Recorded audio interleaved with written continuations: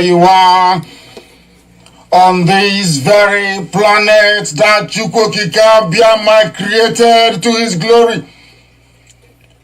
We welcome you to another explosive exposition of the very fraudulent contraption, the very diseased abomination that the British created for the enslavement of the children of light. We have come to destroy. We have come to render asunder. We have come to decimate that very tower of darkness, that very zoological republic, that very cesspit of iniquity and of evil. We have come that the blind may see. We have come that the deaf may hear.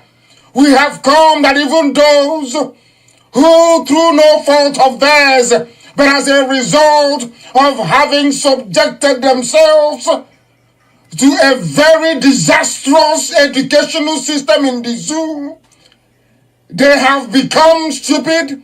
Here we have come to enlighten and to educate without any apologies to anybody, without mincing words, without fear before our enemies, determined and resolute, indestructible, and the precipitous collapse of the zoo is inevitable. Absolutely inevitable. The devil may try all it can.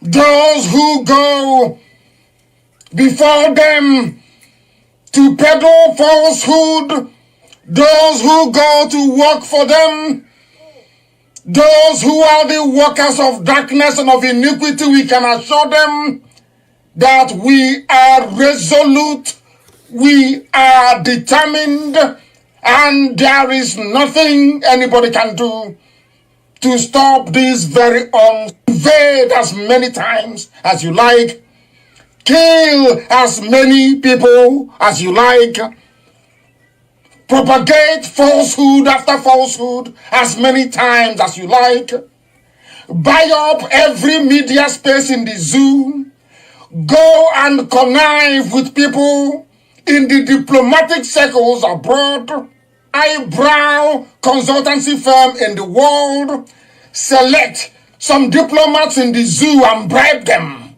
Select those you send to the key countries around the world. None of these things you're doing is capable of stopping us. It doesn't matter what you say. It doesn't matter what you write. It doesn't matter the type of chatter you have behind our backs. All those things you're doing is a complete and utter waste of time, because Biafra must come. There is nothing anybody can do about it. That is why we preach this gospel. That is why we propagate this very message of redemption. That is why Elohim said that Biafra will come. You will not fire a bullet, but Biafra will come. Because Chukwokika Abiyama has gone before us. And you will hear what will happen to the zoo in weeks and months to come. This is 1 year, 2020.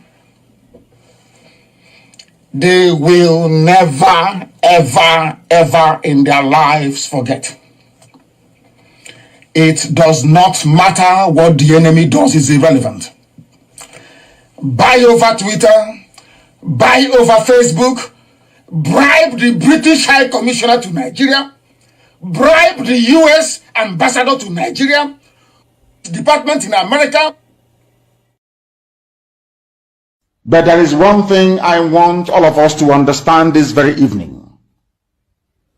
We are facing a very formidable array of enemies, both external and within. And we are going to overcome each and every one of these obstacles. That I can assure you. That they may know that the God we worship is an invisible God, not a God that was wrought by the hands of men. For we do not worship idol, and we can never ever worship idol. Is impossible. This very family, this IPOB, belongs to the Most High. Chukwu Kikabi Amapurumi Herin, and that is how it's going to be until Biafra comes and beyond to eternity. This evening, I want to place it on record that our enemies are intensifying their attack against us from every corner. I am not saying this as lamentation or complaint. I am only trying to prepare our people for what is to come. You are being prepared for what is to come. The time has come to separate the chaff from the wheat itself. Our march is very, very near.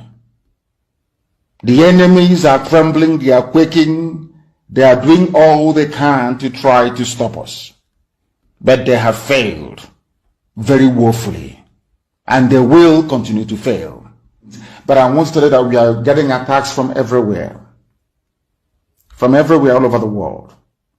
And very soon, they will buy over some of you.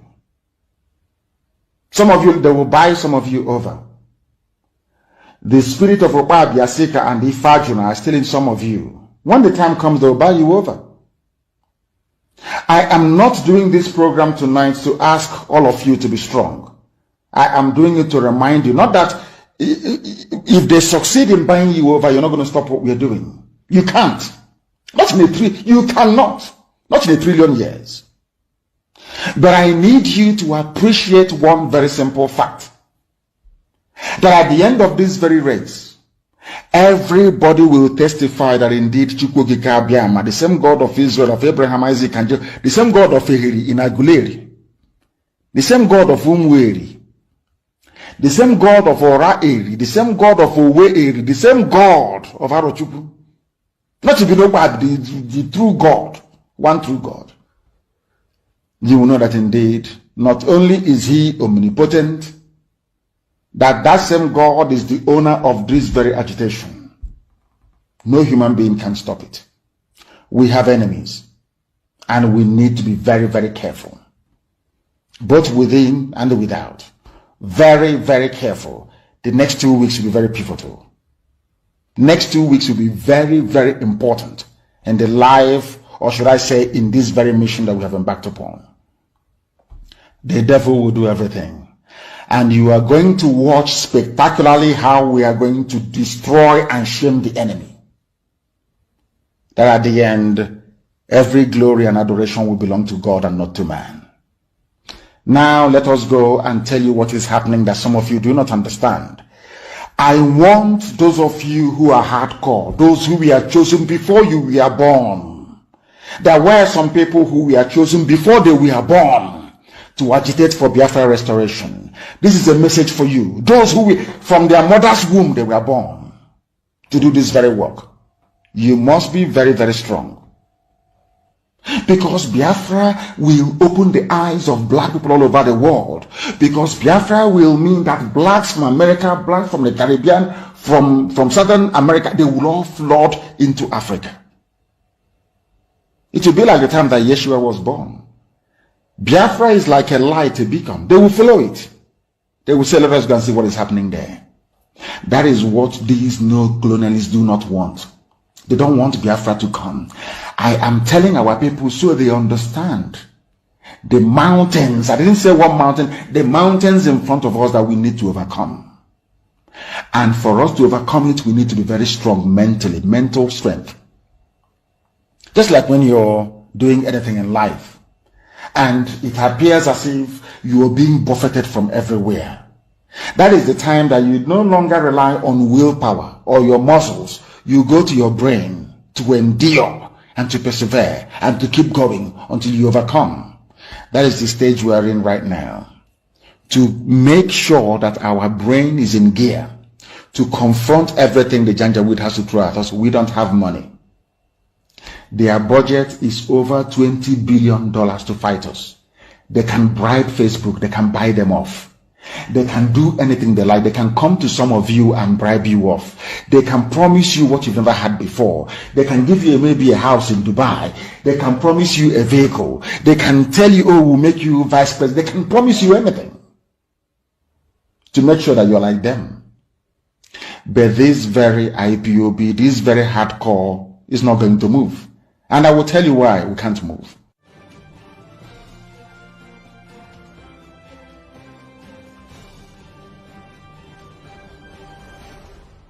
We have tried to live in Nigeria designed by Great Britain and handed to us. We have found it difficult to live in that Nigeria. We have fought a civil war, killed so many people, and still we have the same problems reoccurring. Perhaps the time has come to revisit the very foundations of Nigeria. Nigeria is an evil entity, very, very satanic. You want to change the narrative. It's IPOB, they're the aggressors. I saw some women, was it yesterday? Give them their Biafra. We don't want to die. Look at murderers calling other people murderers. Can you believe such nonsense? The Fulani leaders, you cannot win. You cannot defeat IPOB. You people were the ones that established many terror organizations in Nigeria in a bid to overwhelm the country and take over the territories for your Fulani people. IPOB became a stumbling block to that very janjaweed expansionist tendency. True or false? Am I lying? You were ruling Nigeria before, doing everything you like, controlling NMPC, controlling the seaport, customs, everywhere you ever. Now, finally, because you felt that you subdued everybody else, now you can now march on with your foot soldiers into the east because you've taken over Yoruba land. Of course, I know that very well. You came and we said, no, you can't come into this land to take it. Come and do your business and go. You said no. Now, because we defeated Miyetti Allah, you now brought in police and army with official uniform, official badge to come and kill people. And I also want to remind Twitter, because they're listening. Twitter, please. Do you know that in the Nigerian army and police, there are terrorists there? Are you aware that Nigeria actively recruited terrorists, killers and murderers and rapists, and gave them army and police uniforms? Are you aware of that? How can anybody, Yoruba journalists, how can you people in your infantile stupidity refer to Nigeria as having an army or Nigeria police? Or where are those terrorists that they conscripted into the Nigerian army and Nigerian police? Where are they? People without shame, where are they? I'm asking you. Fulani, you want to change the narrative? Of course not. They want to put the blame of insecurity in Nigeria on IPOB. Can you believe that? Can you believe these people? Can you believe them? Can you believe these people? And luckily, as God will have it, they are slaughtering themselves in the north. But IPOB securing the east are the ones to be blamed for the insecurity in the east. There is a clip I want everybody to play, please. Hope most of them opened his mouth and said, I invited the army to come into Olo. There was nothing happening. Fulani, the Hope most of them gave Fulani land in Olo to do Ruga, Fulani settlement. And we said no. We drove the Fulani murderers and terrorists away.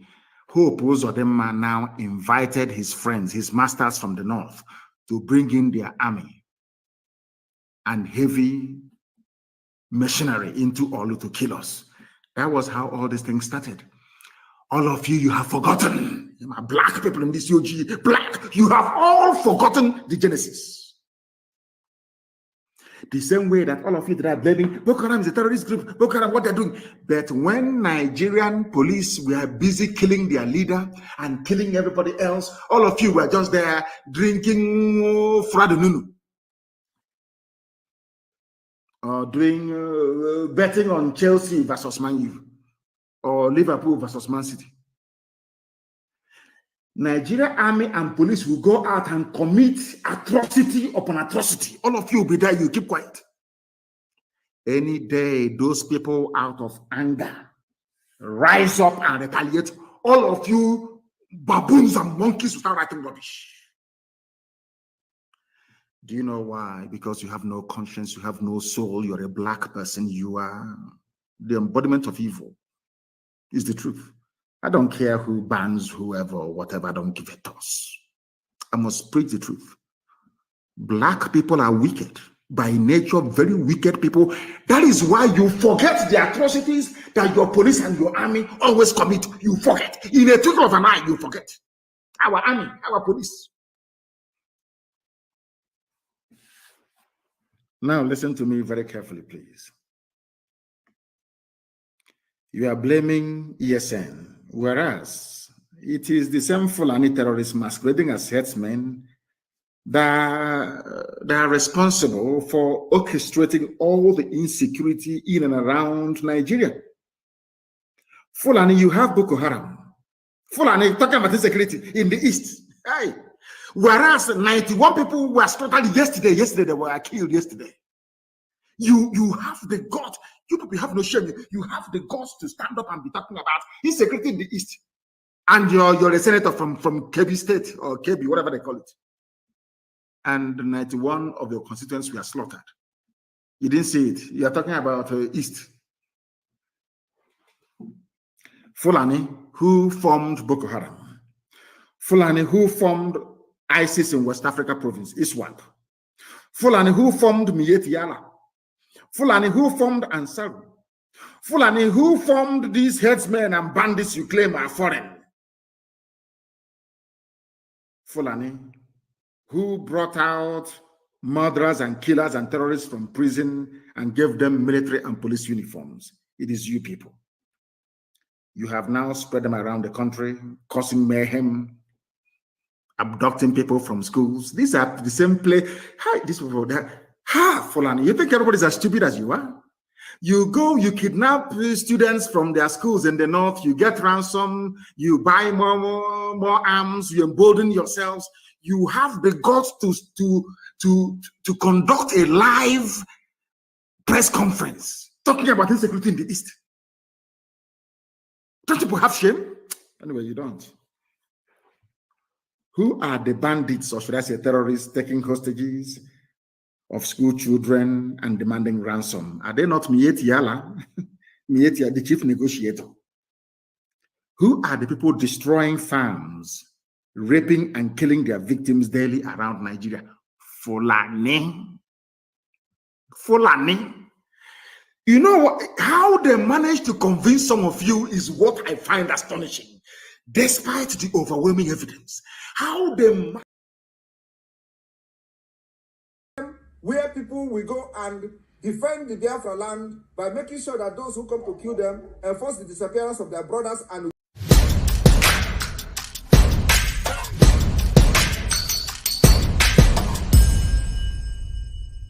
the foundation for the liberation and independence of Biafra has been laid by this government, and it is very, very strong. We build this particular foundation of the liberation on solid rock. Are you not seeing it? We are not shaking. I am standing very, very strong, making sure that I'm taking the bullet that they are firing at Biafra people, because their target is you. They believe that once they take Mazi Nnamdi Kanu out of the way, they will come for all of you. That is exactly what is happening in other parts of Nigeria, because nobody is there to stand on the way for them. And they are annihilating people, killing them, sending them to IDP camp. I told them, you see this face, okay, deceive very well. To deceive you. The momentum of the Biafra liberation today have necessitated all the discussion you see. Everybody is talking. Release Mazi Nnamdi Kanu. Why are they keeping him? Some of them claim that he was not fighting the way I'm fighting, but you kidnap him. Some of them are now addressing him as a gentleman, but you went and they kidnapped a gentleman. They say, oh, he's more reasonable. He's not, but you kidnap him. What were you thinking? All of them contributed money. When Mazi Nnamdi Kanu was speaking, it was their headache. They couldn't sleep every day. Oh, Mazi Nnamdi Kanu, he's destroying Alibo. Oh, Mazi Nnamdi Kanu, he's doing this, he's doing that. Today, Mazi Nnamdi Kanu is no longer destroying an Igbo. Mazi Nnamdi Kanu is no longer causing problem.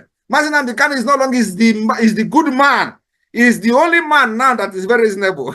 And I have not even started. Because you see what Agaku Nigeria Igwe. Agaku Nigeria Igwe. And you know the next level is by taking all their terrorist barracks, taking all the government houses. That is the next level we will go, because it is part of the defense of our land. These places are places where the attack against our people are being planned.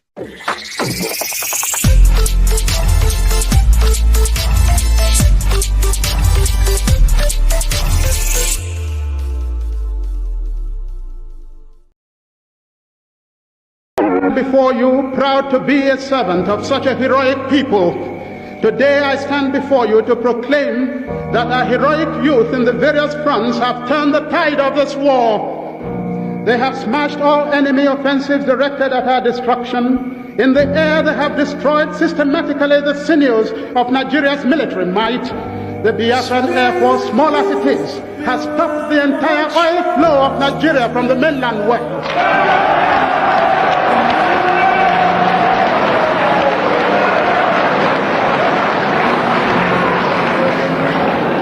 All protestations to the contrary by the British Broadcasting Corporation and Harold Wilson are mere wishful thinking. Our gallant boys are men tempered of steel. They have wrested the initiative from the Gawan enemy, and the Nigerian hordes are in trepidation and on the point of rout. The confusion of the enemy in the battlefields is only matched by the confusion in his home. Fight on, brave boys, fight on, heroes of our fatherland. Pursue the enemy, harass him, destroy the invader. March on, brave boys, now that victory is in sight. March on and hasten the disintegration of the enemy already set in motion. March on, young men.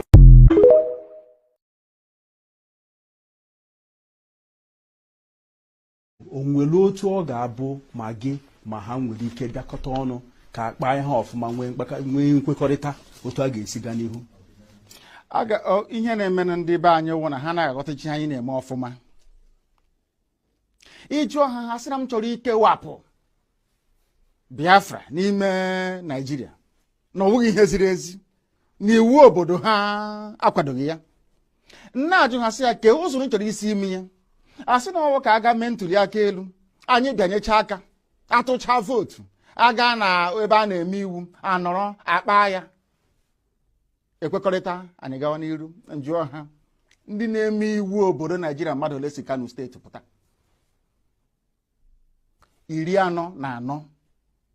44. Ọ bụ mmadụ ole na-emekwe n'iwu a si Abia, Imo na Bayelsa pụta? Ha erughị sọsọ Kano steeti. Ọ bụzi ụzọ dị anya ka ị ga-esi wee nweta ihe a ibu n'obi ebe ndị ọwa anyị na ha na-awụ nọchiri egwu agara agbachi ụzọ nọchi ebe niile, efe adịghị, ụzọ adịghị.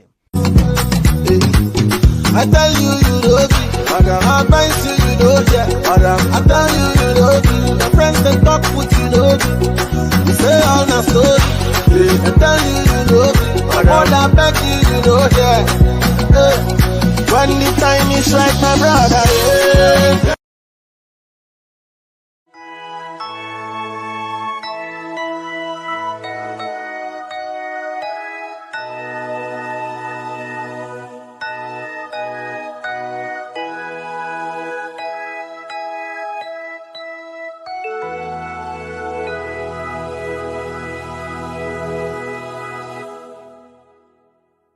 Land of the rising sun.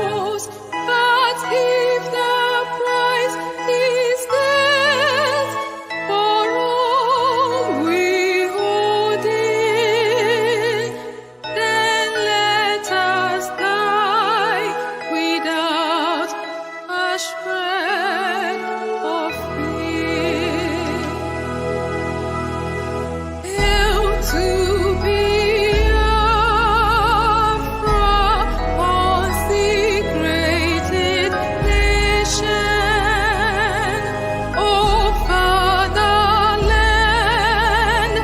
this be our solemn pledge. Defending thee shall be our dedication. Spilling our blood will count our privilege. The one that which emboldens the free shall always be our flag of liberty.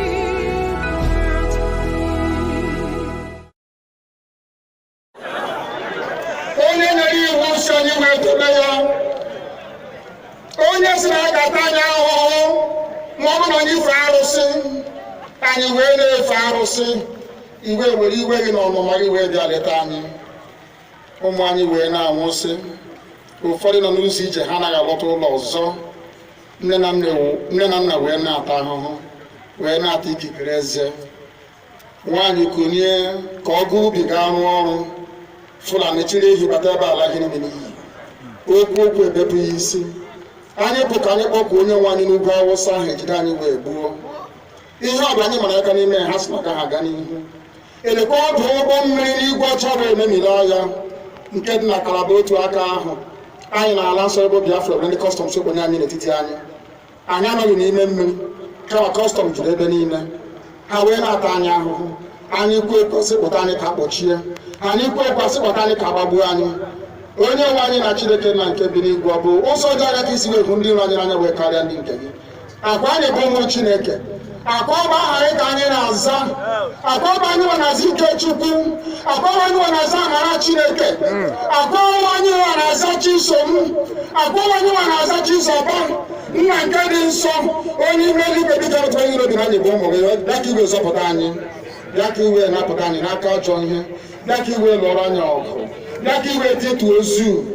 Ọ bụ ọkọwa mgbe emilere Goliath, Chineke nna nke igwe wee memire Fero, sikwa otu a mee ka Fero bụ ọgụzọ n'ihu ụmụ ndị IPOB ka o wee taa akwụkwọ ikuni ọtọ ọzọ.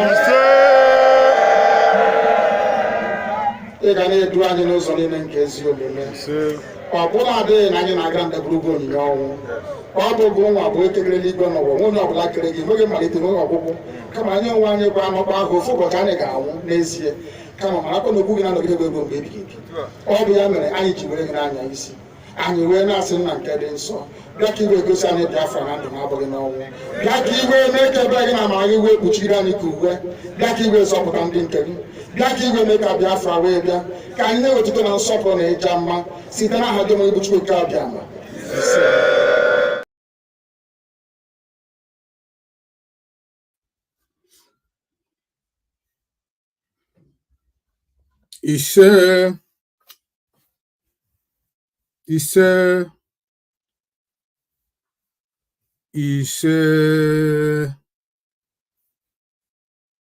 Dear friends, I welcome you all to this evening to this program. Welcome Biafrans all over the world. Welcome each and every one of you who have seated in your various locations this evening to listen to us here on this platform, IPOB Western Cape Media TV. I welcome you all in the name of Chukwu Okikabema Primi Henine. So welcome you, fellow Biafrans, lovers of freedom. I want you to welcome your friends, your family, your neighbors, and all lovers of freedom who reside within you. I thank you for joining us this evening. I thank you for being part of this family. I thank you for making out time to be here this evening. It is a privilege, and we acknowledge you and we cherish you, and we shall continue to cherish you as long as this program continues and this struggle continues. We thank you for being part of us. The reason you are part of us is because here we speak nothing but the truth, and you love the truth. Because you are a lover of truth. You are the lover of truth. You are those who love truth. That is why you are here. So I welcome each and every one of you. And as you are joining us this evening, I want you to share this program. Share the program in all the platforms where you belong. Share the program on your Facebook account, on your YouTube, on your X account. Share it on all the WhatsApp group, family group, friends group, wherever you belong. Share this program, because here we preach the message of freedom. Message of freedom is what we preach. And freedom is for everyone. It is not restricted to some people. Freedom is for everyone. So share this program in all the platforms where you belong, because it is necessary that you do. This is IPOB Western Cape. Remember that in this platform, we do not engage in saga, in propaganda. We do not engage in name calling. We do not engage in character assassination. We do not engage in frivolities. We are strictly here to fight for freedom.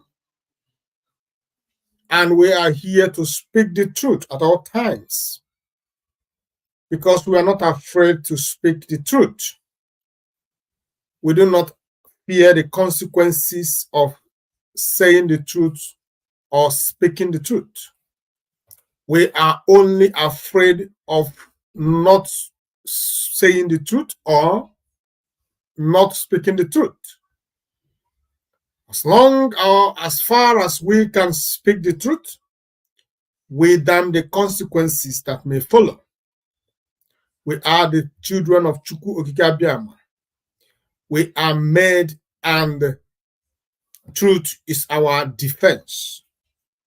So as you follow us in this page, I want you to remember and also know that you are indeed a chosen generation. You are a chosen to see Biafra. That is why you are here. That is why you are part of this family. That is why IPOB Western Cape Media TV is for you, because you are a chosen, and you are chosen to see Biafra. Because this is the only platform left where we speak nothing but the truth. And remember, we cannot get Biafra with the absence of truth. We can only get Biafra speaking the truth, because the foundation of Biafra stands on the truth.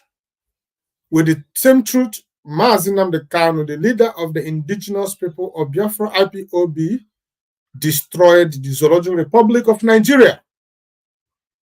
With the same truth, all his fellow comrades who fight with him stand on the truth, and they continue to thrive fighting for truth.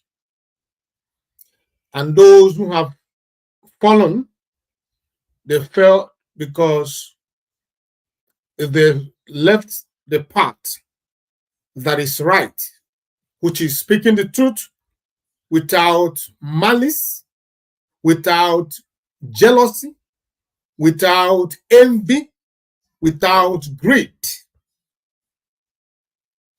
So they fell into the hands of the enemy, who completely locked them out of the way. That is why today, in this struggle, we have a lot of fallen angels. We have a lot of them who have fallen completely. But those who are indeed the chosen are standing, and we shall continue to stand until Biafra is restored. So I welcome you to this program this evening. I want you to know that we are live on all our social media platforms. We are live on our Facebook page, which is IPOB Western Cape Media TV. We are also live on our YouTube page, or rather YouTube channel, IPOB Western Cape Media TV. We are also live on our X, Twitter, IPOB Western Cape Media TV. And also our WhatsApp line is open. You can call in and make a contribution. Looking at the write-up going under me, you can see that our WhatsApp line is there. You can call in and make contribution. Thank you for being part of this program this evening. And as you know, we are IPOB Western Cape Media TV. Here, we speak nothing but the truth. We are without fear or favor. We are fearless before our enemies. We are not here to represent any individual, but to represent and to defend our fatherland, Biafra. Because for us, it is Biafra today, tomorrow, and forever. If you are offended by our resolve, we have no apologies for that. Mazi Nnamdi Kanu is the leader of the indigenous people of Biafra, IPOB, worldwide. And his position remains incontestable. IPOB is here to restore Biafra. And we are not going to be swayed until Biafra is restored. Welcome to IPOB Western Cape Media TV, saying it the way it is. We say it the way it is because truth is our hallmark. Like I always explained, I said, we are not afraid speaking the truth. We are only afraid not to speak the truth. The absence of truth for us is death. So we cannot do without speaking the truth. So brace yourself this evening, because as usual, we have come to do the job Chukwu Okike Abiama sent us to do. Before I continue this evening, I bring greetings to you, fellow Biafrans, lovers of freedom all over the world, from my coordinator, Mazi Innocent Alia. Mazi Innocent Alia is the IPOB Western Cape Zone Coordinator. Mazi Innocent Alia is the one representing the zone. Mazi Innocent Alia was appointed by the leader himself, Mazi Nnamdi Kanu. And since the inception of that office, he continues to deliver. He has never failed. He has never betrayed the struggle. He has sacrificed everything sacrificable. He has sacrificed his wealth, his finance, he has sacrificed his peace.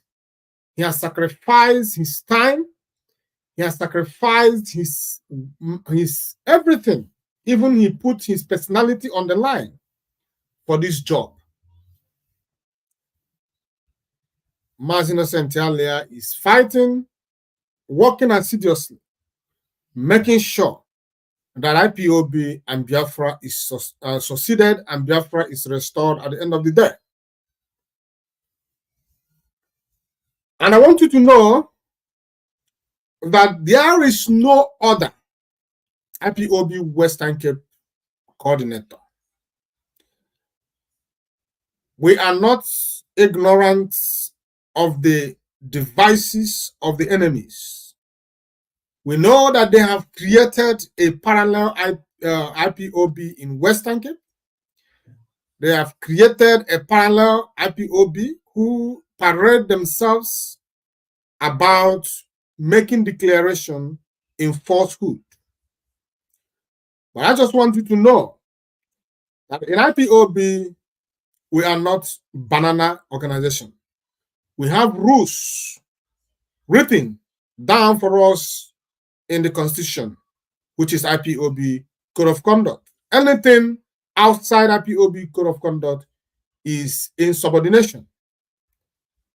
So, I want you to know that we don't have two IPOB Western Cape representatives. We have one by the name Mazi Innocent earlier. Always bear this in mind. Know this and know peace. Don't fall for the scam.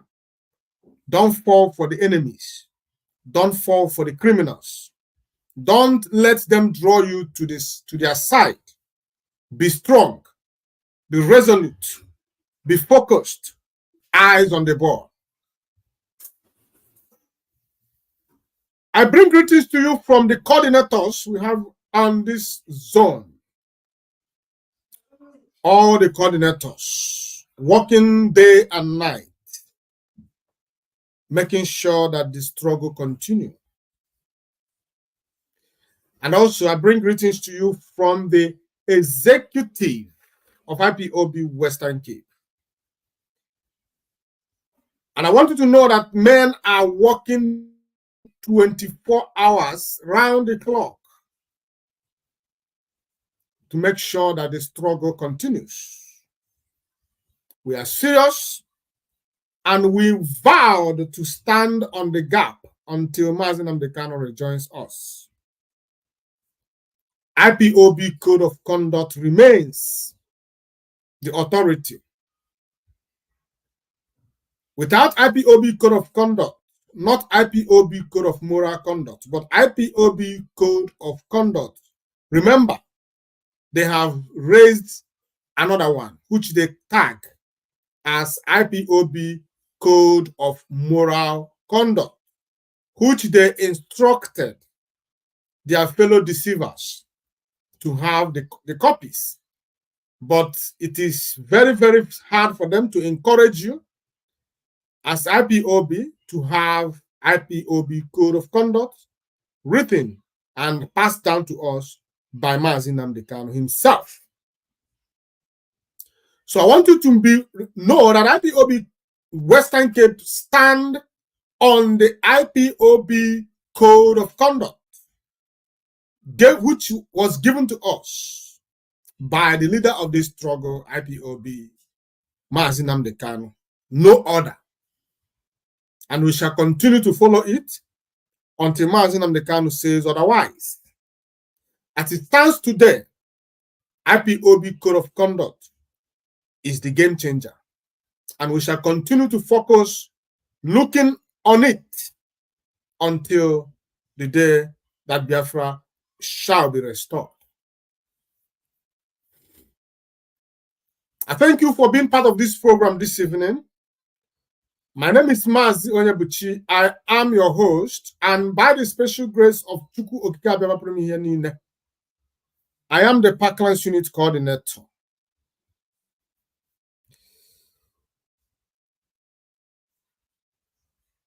I am the Parklands Unit Coordinator, and I want you to be relaxed and be part of this program this evening.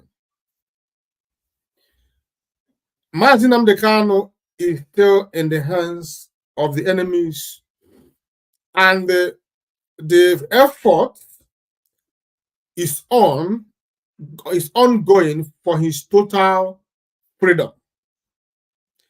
And we, the Biafran, the IPOB, we are standing in the gap, spiritually making decrees. And part of the decrees that we continuously making is that until Zoological Republic of Nigeria releases Mazi Nnamdi Kanu, they will never have peace.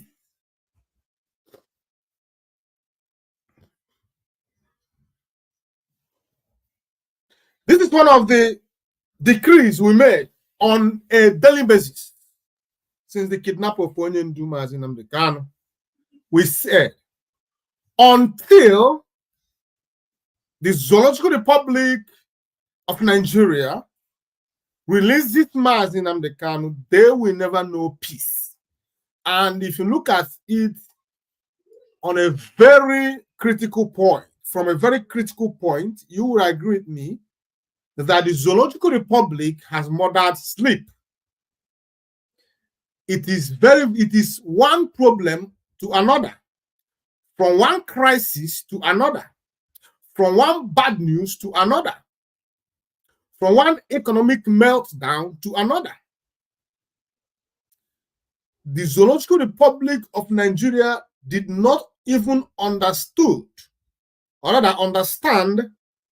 what they have gotten themselves into by holding Mazi Nnamdi Kanu against the will of the constitution of the land, against every moral standard. You have kept Mazi Nnamdi Kanu even when the more than 3 courts in the land has made a decree or passed a judgment asking that he should be released. But stubbornly, because a stubborn fly, like they said, always follows the corpse to the grave. That is why the topic of this program this evening says, Nigeria is beyond human restoration. The reason it is so is because Nigeria was founded on a faulty foundation. Nigeria was founded on deceit. Nigeria was never made or created or founded by Lord Lugard to succeed. It was founded or created for total business purposes.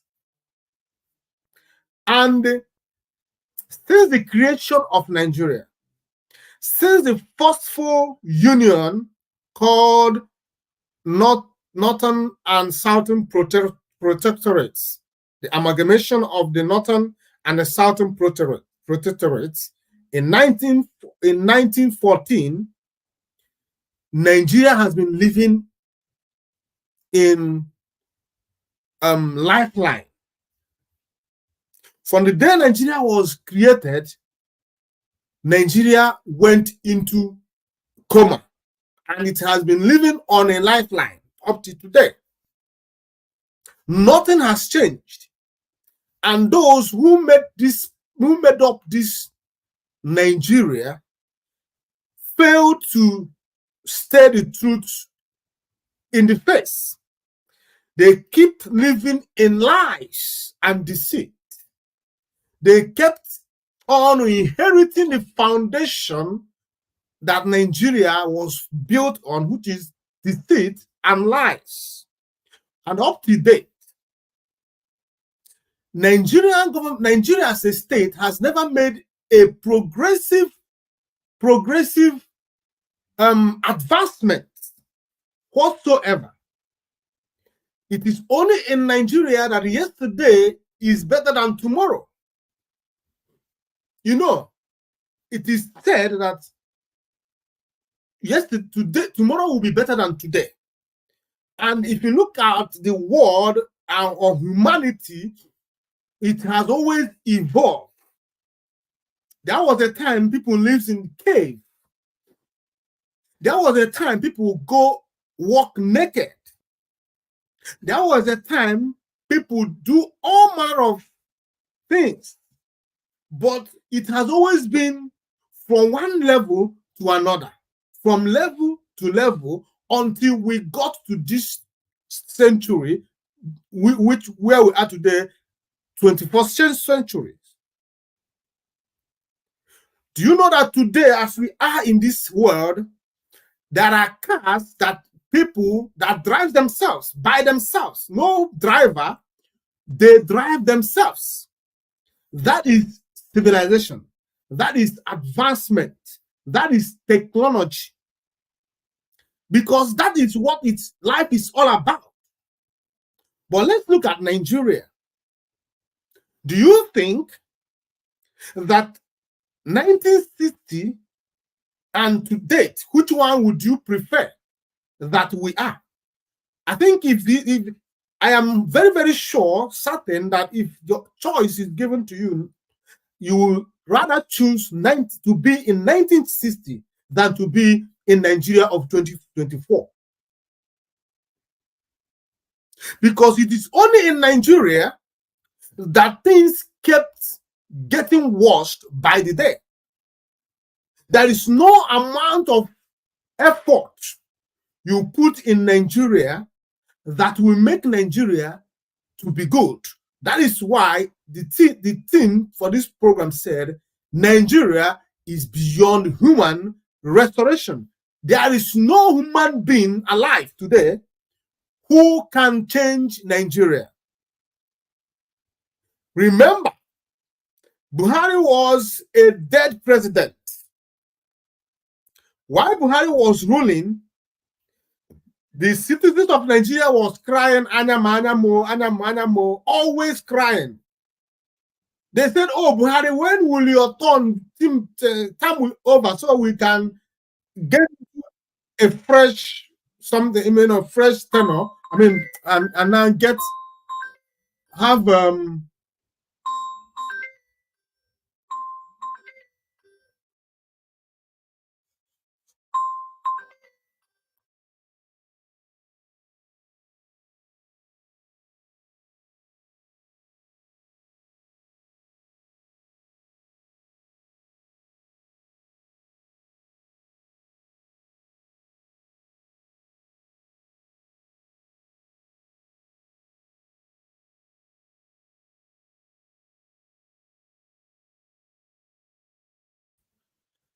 sorry for that.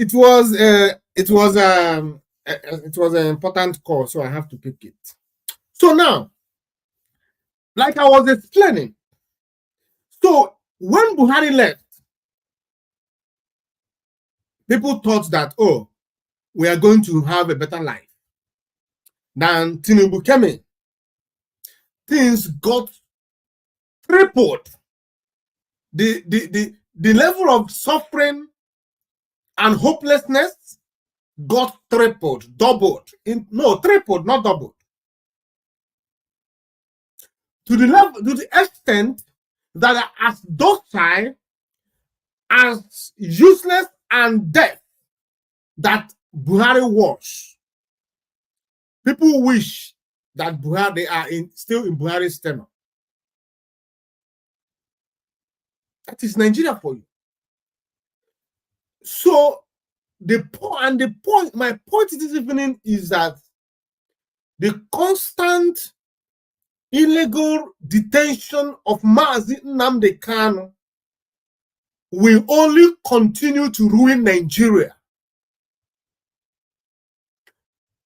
Nigeria will continue to nosedive until they release Mazi Nnamdi Kanu and give us choice to decide for ourselves, which is called self-determination.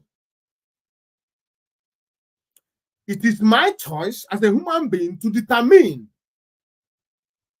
if I want to roll with you or not, if I want to be your friend or not, if I want to sojourn with you or not, if I want to marry you or not, if I want to do this or not. It is a right. So Nigeria and Britain, look at what is happening to Britain and Nigeria and Kenya. Look at all these terrorist countries I just mentioned who connived to betray Mazi Nnamdi Kanu. Do you know that it is a cause for you to betray or guard over someone who ran to you for protection? The reason people run away from persecution to another country and seek what is called asylum. Asylum means that the country will protect the person as long as the person remains before or within their territorial integrity. So they will do everything to defend and protect that person, because it is a sin before Chukwu Okike Abiama, before human being, for you to give up someone who ran to you for protection. So Britain and Kenya connived with Nigeria to kidnap Mazi Nnamdi Kanu. Today, each and every one of them is having their fair share of their crime against Chukwu Okike Abiama and against Mazi Nnamdi Kanu. And the point is that none of these countries want to have a change of heart. They are hell-bent. Their hearts are hardened, just like in the days of Pharaoh, according to Christian Bible.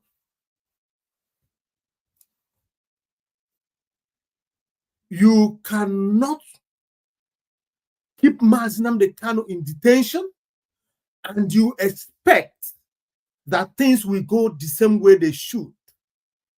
The reason is that Mazi Nnamdi Kanu is innocent. The message Nigeria is not getting, or rather, the message that Nigeria refuses to capture here is that Mazi Nnamdi Kanu is innocent. They don't want to admit his innocence. Rather, they want to sit in their on top of their crime to continue to commit more crime. And they forgot that nature can never be fair to them. They forgot that this life, you can never succeed for long in doing wrong things. You may succeed for a while, but within a space of time, you will start reaping the fruit of your evil and criminality. Nigeria today is being despised all over the world. They are being despised. It will interest you to know that just concluded Olympic in France, Nigeria participated in over 80 different games or activities in Olympic. They never won, not even a, what's it called? A bronze. They shamelessly left France without even a bronze. In fact, during that Olympic, Nigerian athletes had to borrow bicycle to run for Nigeria. Oh my gosh. This is a disgrace of the highest order. Nigeria has come to a standpoint, a point where they could not go back or forth, or back or front. But I am giving them the expo this evening. Until you release Mazi Nnamdi Kanu, things will continue to get worse for you and everyone that supported this evil. Remember, several people in Zoological Republic, within the Zoological Republic political circle, whether they are truthful about it, whether they are being sincere about it, whether they are deceiving themselves, thinking they are deceiving us, the point is that whatever you say shall be used against you. So we are holding them on their words. They have come out not once, not twice, in several occasions to call for release of Mazi Nnamdi Kanu. Most of them has admitted that Mazi Nnamdi Kanu is innocent and has no business to be incarcerated. Some of them made submissions that the only reason Mazi Nnamdi Kanu is where he is today is because he is an Igbo man. These are politicians. These submissions are coming from them. The same people that rule with Tinubu. So I don't care if they are being deceitful about it or if they are being serious about it. But the fact that I heard them say it, it has been established that Nigerian government is on the wrong. And the earlier they sought this wrong and made it right, the better for them. Just the other day, I'm going to say this one just to drive home this point. Every of us, some of us here watching this program this evening are conversant with the current of the few days event, which is between the Chidinma Onwe and the South African people. Now, what happened to that lady was completely spiritual. Because in the spiritual realm, it has been said, mandated, made possible. In fact, an embargo has been placed on Nigeria in a spiritual realm. That nothing good will ever happen to Nigeria or anybody that have any attachment with Nigeria. And before I go on, I heard, I don't know how truthful it is, but I heard that the Nigerian beauty pageants have invited Chidinma to come and participate. My advice to the father, to the parents, and to Chidinma herself this evening is this: reject it. It is going to make your matters worse. Reject this offer. Nigeria has been contaminated. Spiritually, they are contaminated. Open for him. Nigeria has been painted with shit, with black. They have been painted with, they have rubbed mud all around them spiritually. That nothing good will come from Nigeria, and anybody that attach him or herself to Nigeria will also be dented or be robbed with the same spiritual mud that is rubbed on Nigeria. So I want you to know that if you know who Chidinma is, just advise that she leave everything. She should leave it. When Biafra comes, she can be whatever she wants to be.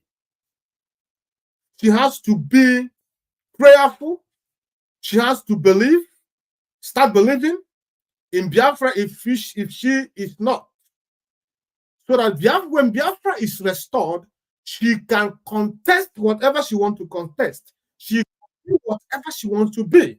Nobody will make mockery of her. Nobody will touch her. Nobody will mess her around. But if you don't, you can go on and contest with Nigeria beauty pageant. We will be here watching. It's just a harmless advice. It is now your decision to accept it or not. But I just gave you my counsel. Mazi Nnamdi Kanu would say, "Ndị eluigwe zie m ozi, mezie ndị dị ndụ." So I am only sending you, or rather giving you the message I got for you this evening. So let me talk about what happened to her. I am going to play a video about Chidinma. I saw someone who was analyzing the situation or that event or whatever that happened with Chidinma. Then I thought it wise to use it to drive home some points this evening. So, if you remember vividly, you know, what made me to want to talk about this lady, Chidinma, and what happened to her is that I saw some Yariba people. I saw some, you know, she had in her name, I saw what is called Adetshina. It's not a Yoruba, but you know, when Yoruba people see that Adetshina, they claim her. So they start their ethnic bigotry, their tribalism, or ethnic bigotry, other stuff. They started, but they were at the point they got confused with the Chidinma in the name. On the fact that she is an Igbo girl. Her father is Igbo. Her mom is from Mozambique. She has no connection with Yariba people. But I saw some Yariba people trying to defend, trying to condemn South Africa. I saw them. I look at these people. The height of what's it called? The height of deceit in their hearts. The temerity for them to come out to condemn this act of South Africa against Chidinma. They had the mind forgotten what happened just 1 year ago in the same Nigeria. Yariba people were condemning South Africa for saying that a non-South Africa, whether you are a citizen, but as long as you're not a South African all-rounder, we don't want you.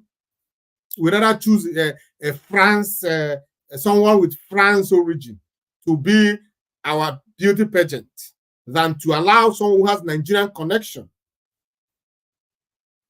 And the Yariba people had the audacity. Shameless people. You know, these people are so shameless. They are shameless ethnic group in Nigeria. Very shameless. Yariba people. They think that they have grade 1 in deceit because they were called Yariba. So that name, Yariba, given to them by the Hausa people and Fulani people, whichever way, is keep tormenting these people. Like they swallowed Nigeria, both hook and sinker, the same way they swallowed the Yariba, the Yariba, hook and sinker.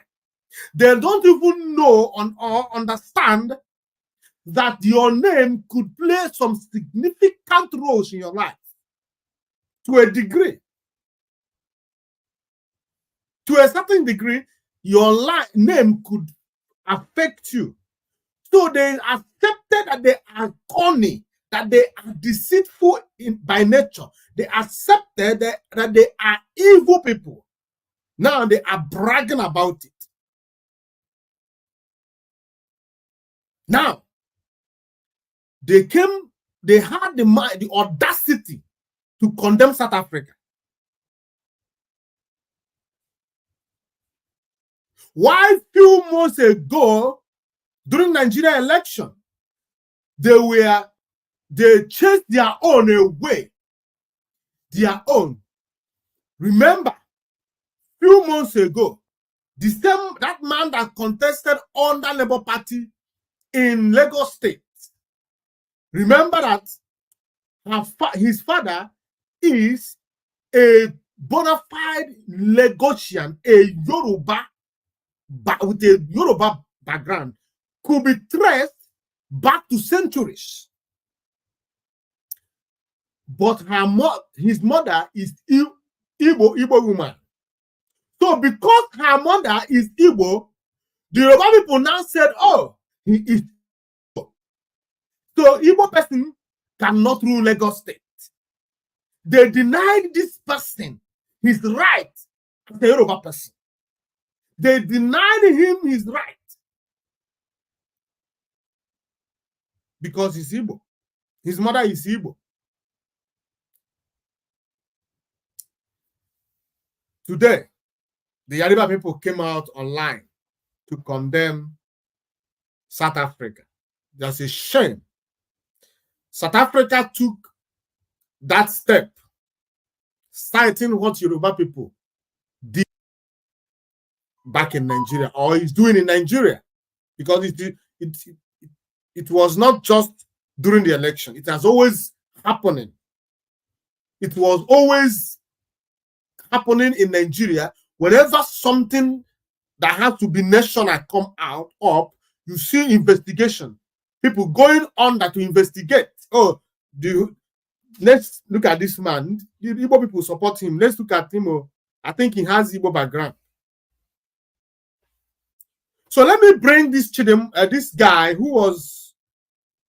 he made some very, very striking revelation, and he spoke my mind. So I decided I'm gonna play his video to you, my fellow my viewers, so that we all could listen from him and learn what he has to say.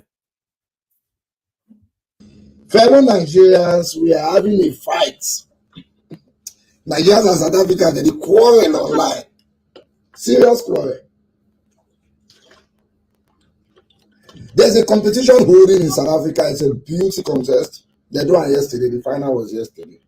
It's called Miss South Africa. It's the national beauty pageant of Miss Universe, which means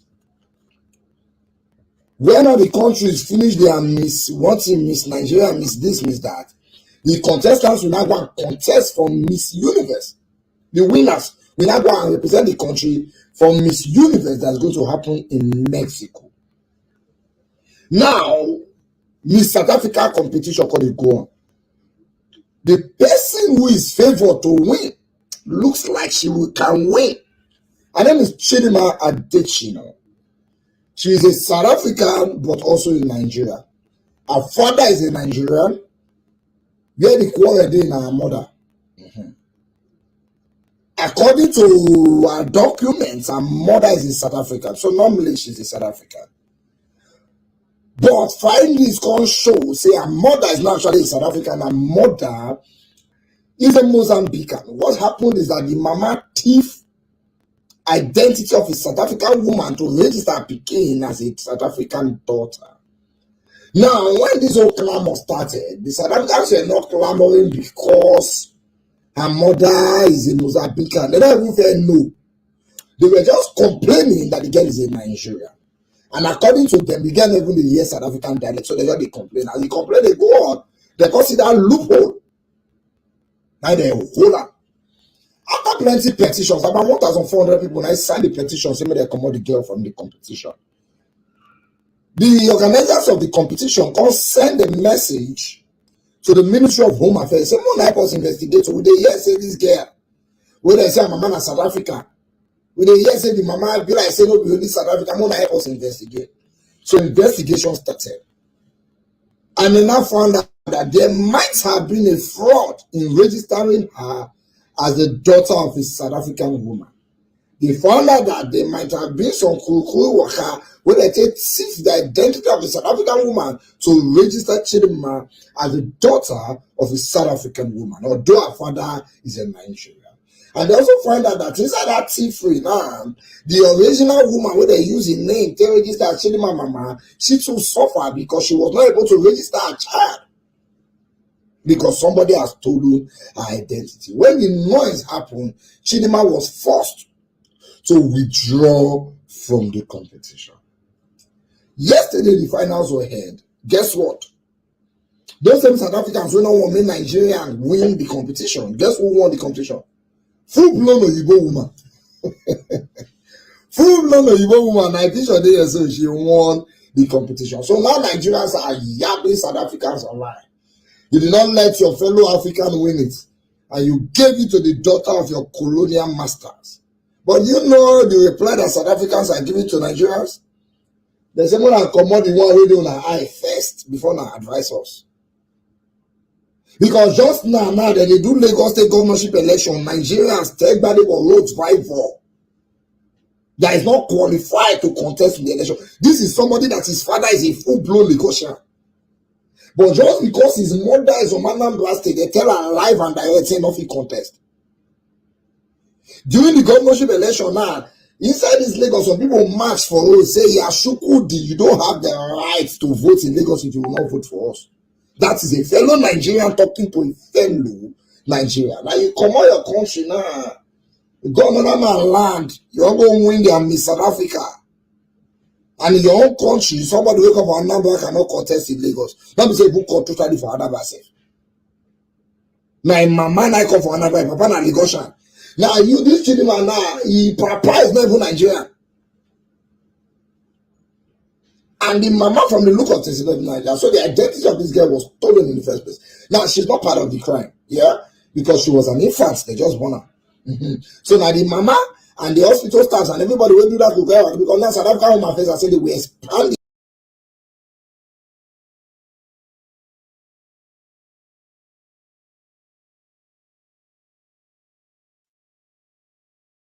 You heard him clearly, comrades.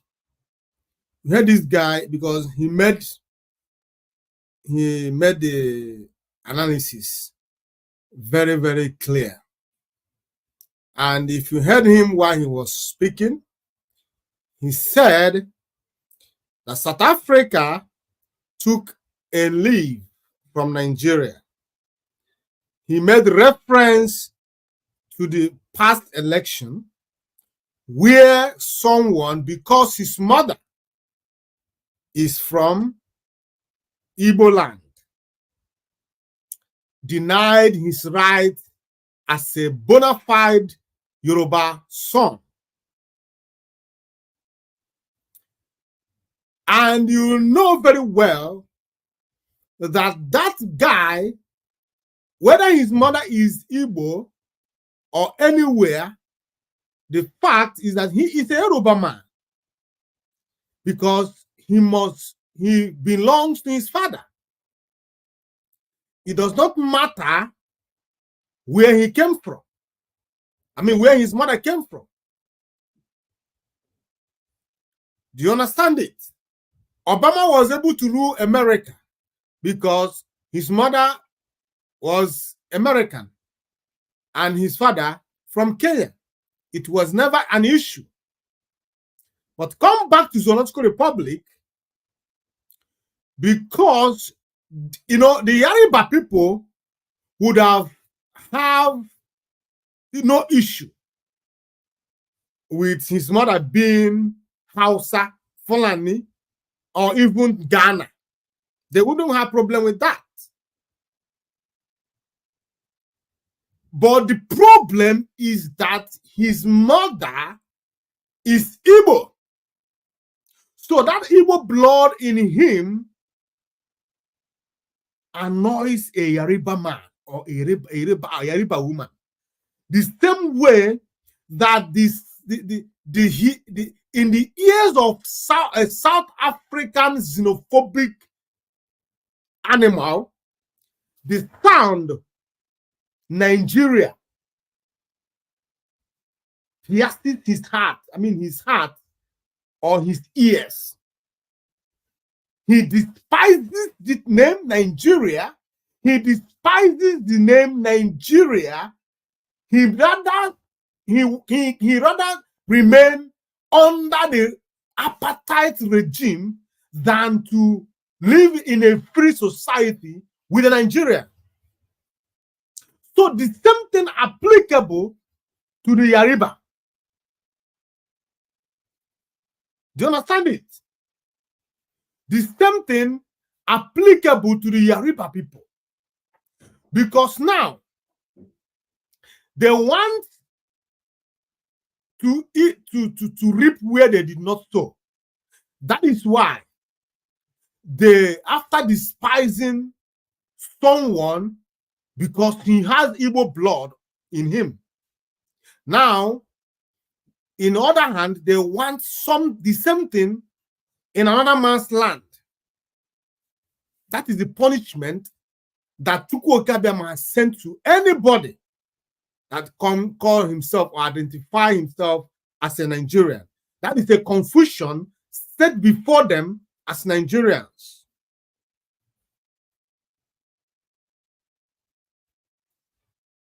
So what am I saying? What I'm saying is that the hatred in the hearts of Yariba people for the Igbo people is something that nobody can stop. The only thing that can change this, the only thing that can stop this is total separation from them. They can destroy everything for the sake of their hatred for Ndi Igbo and for Biafrans at large. This is one of the reasons that we determined that we must separate from them.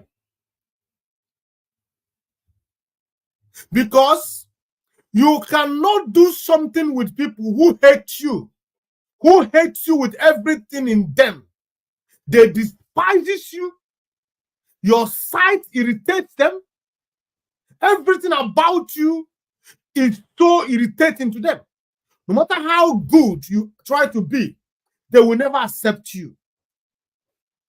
Remember back in the day, while South Africa was battling with apartheid, we, the children of Nigeria then, those days, we are paying, we are contributing for their freedom.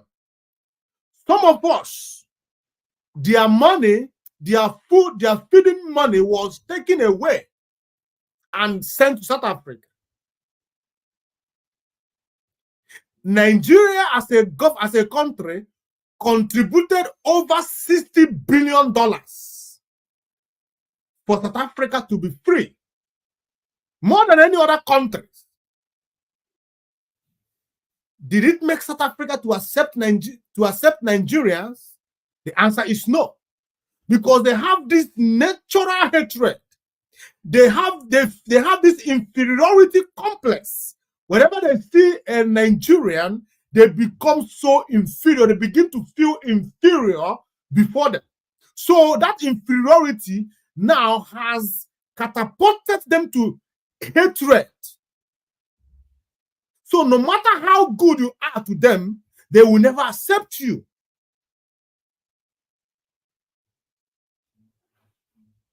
Because of Nigeria, South Africa keep changing their immigration law. They keep changing law every minute and hour. Because they don't want Nigeria to benefit anything from them. That is same thing applicable to Biafrans in Nigeria, in the Yariba territory, in particular. That is why a Biafran of Igbo extraction will come to Lagos State, buy a land, a canal worth billions, then spend another billions to fill it up, then build a house. Immediately he finished building that house, the same Yariba person who sold the land to him will start to envy him.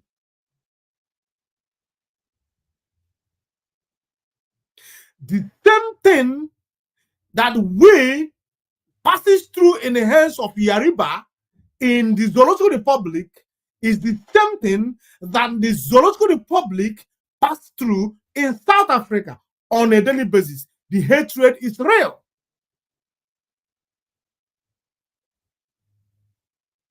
What is the crime of Onyi Igbo or Ndi Igbo in Nigeria? Nothing. They have tied us. They have despised us. They have denied us. They have trampled upon us. They have spit upon us. They have unalived our pregnant women, opened their bellies and brought out the child in it. What have they not done to us? What is our crime? Nothing. The only crime we committed in that Zoological Republic is because Chukwu Okike Abiyama blessed us. None of them that hate us as Biafrans or as Ndi Igbo in particular today in Zoological Republic could tell you why he hates us. They will only make allegations that does not exist anywhere. Ndi Igbo want to dominate. Ndi Igbo want to take our land. Ndi Igbo want to. Assumption. They are not certain about anything. They cannot bring out any evidence pointing at one person whom Onyi Igbo in the entire Western Nigeria took his land by force. But go to entire West. The Fulanis has dominated all their forests, took over everywhere. The Fulanis took Ilorin from them till today. The Yariba people have lost Ilorin in perpetuity. They can never recover it, not in this life again. But you can never hear them mention the Fulanis as land grabbers. But it is Ndi Igbo who have no evidence or no history of grabbing any ethnic group land in the entire Zoological Republic today. Nobody. In fact, it is all the other ethnic nationalities that are even grabbing our land in Igbo land.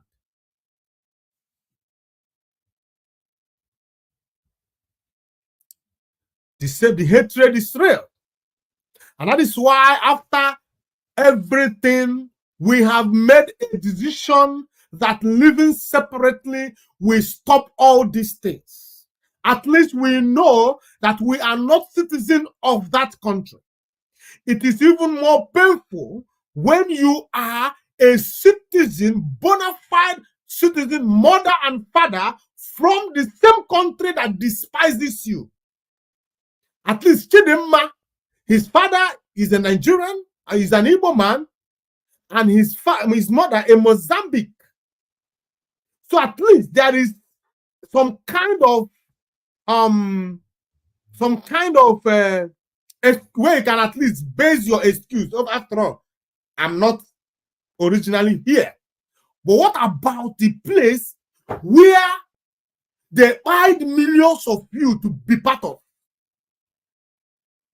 Remember that when Biafrans chose to go away from Nigeria, they hired us in millions trying to bring us back to Nigeria. And at the end of the day, they succeeded in halting our secession.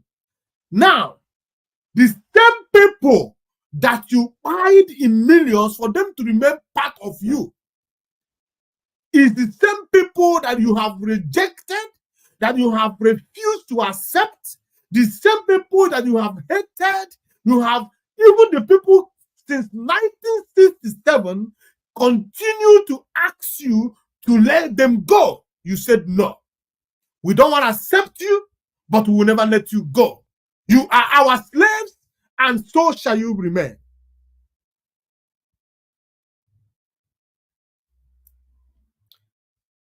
What happened in South Africa to Chidimma it was spiritual. I have said it before. She could have won that contest. And somehow, glory would have come to the Zoological Republic. So she lost it completely. And I continue to tell her, you are a Biafran, just as your father is. Do not go to Zoological Republic to contest anything. We are fighting for Biafra, and Biafra we shall get. And when Biafra is restored, you can be who you want to be. You can do what you want to do. You can go where you want to go with dignity, with respect, with honor. Nobody will despise you anymore. Biafra is the key. Biafra is the solution. Biafra will heal the wound. Biafra will give you a succor. Let us join our hands together. Let us boycott anything that has to do with Nigeria. If you are a Biafran, boycott Nigeria, because serve the zoo, come back in shame, said Onyendu. And if you want to serve them, you will surely come back in shame. So I advise you today, reject that offer. It's a trap. They're going to rub shit on you. They're going to rub you spiritual shit. That everything will begin to crumble before you and you cannot find the solution. Now listen, anybody that has the father, or knows the father or the mother or Chidinma herself should cut this place sent to her. This advice is not just ordinary, it's spiritual, and I'm giving her for free. Reject it.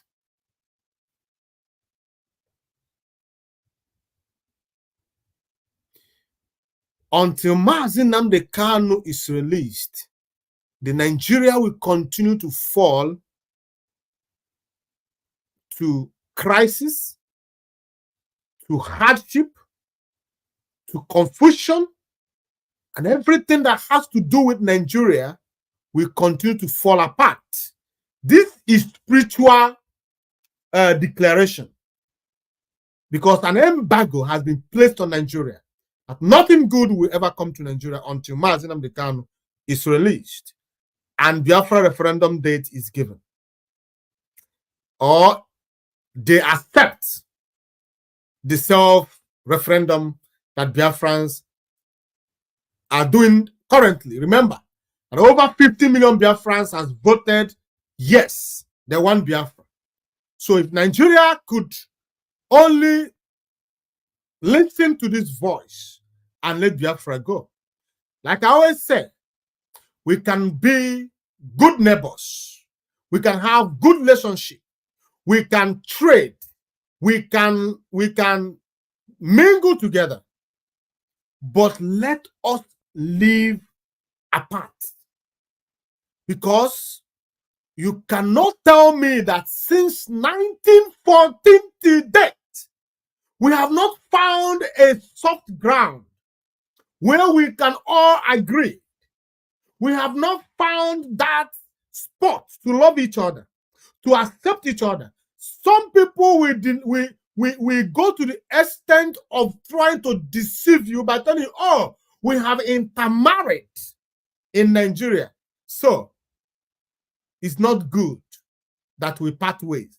But I just showed you the same intermarriage denied someone because his mother came from Igbo land.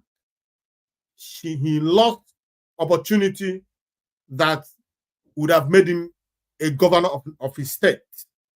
But for that singular fact that his mother is Igbo, denied him. So for how long shall our people continue to be victims? For how long? Look at it.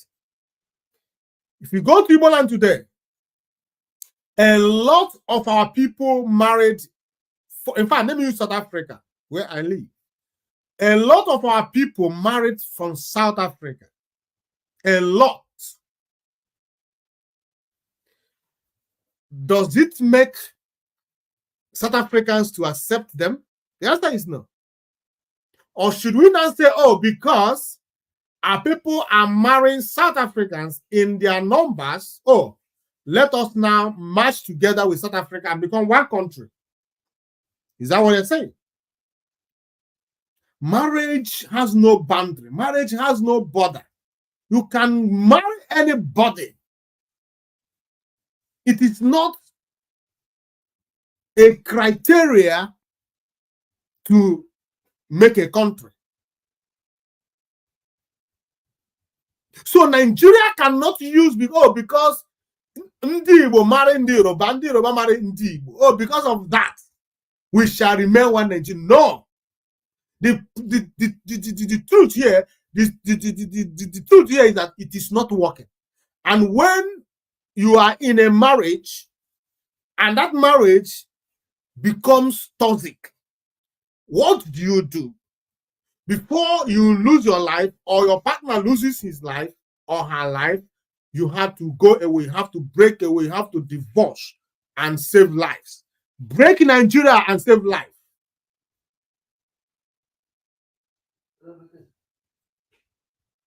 Break Nigeria today and save life. That is all we ask. That is all we're saying. It is not working. It has not worked. It has never worked before. It will never work tomorrow. In fact, as days goes by, it is getting even the worst. You see? Do you understand? So I say that Nigeria is not supposed to be one country. We do not love each other. We can never love each other. The same way South Africa can never love Nigerians, same way Yoruba can never love Igbo man, same way Yoruba man, the same way Fulani man can never love Igbo man, because everything is about ganging up against the Igbos to get one or two.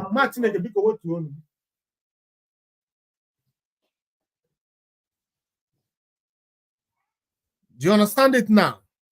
Now, I just want you to understand this. So, I am saying today that each and every one of us has to understand where our problems are coming from. And when you know the foundation or the root cause of your problem, then the solution is at hand. The solution to all these things you see today is total disintegration of Nigeria.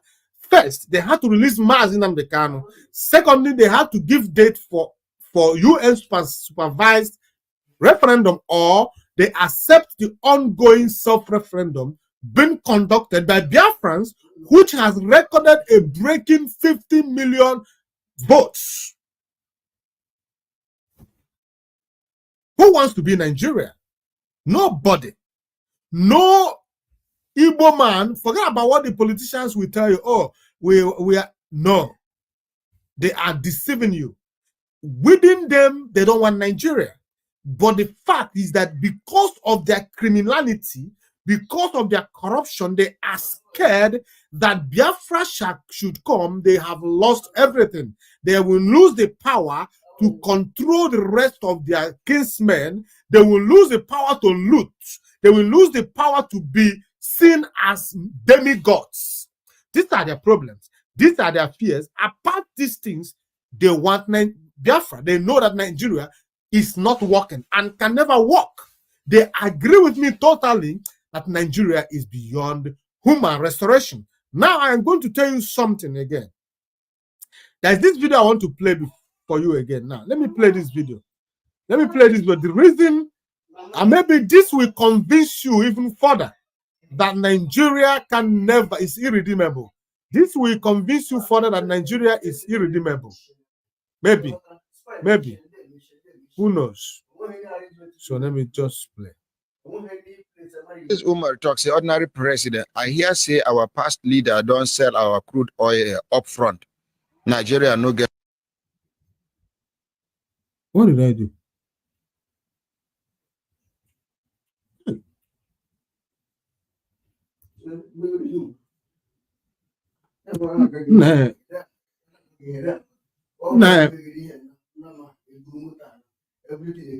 Nah, what you? Imagine I'm not live. No looking at my replay.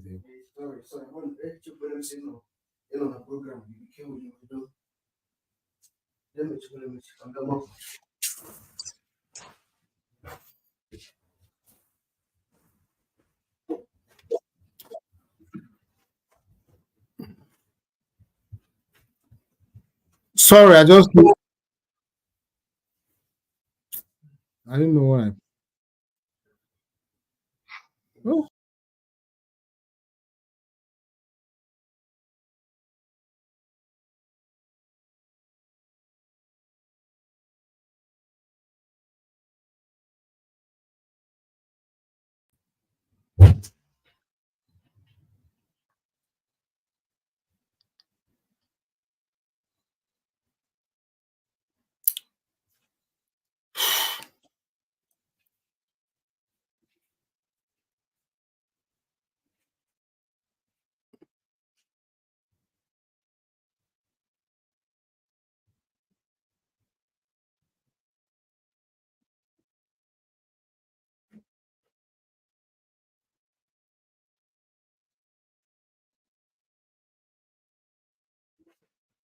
Mm,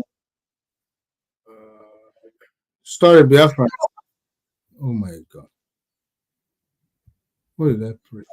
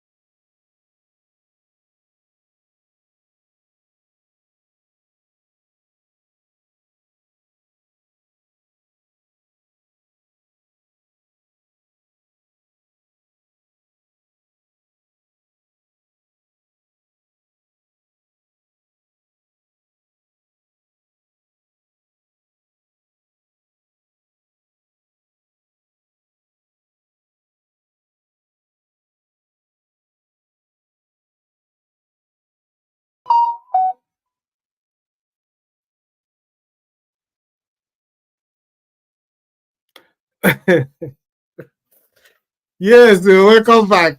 I'm sorry.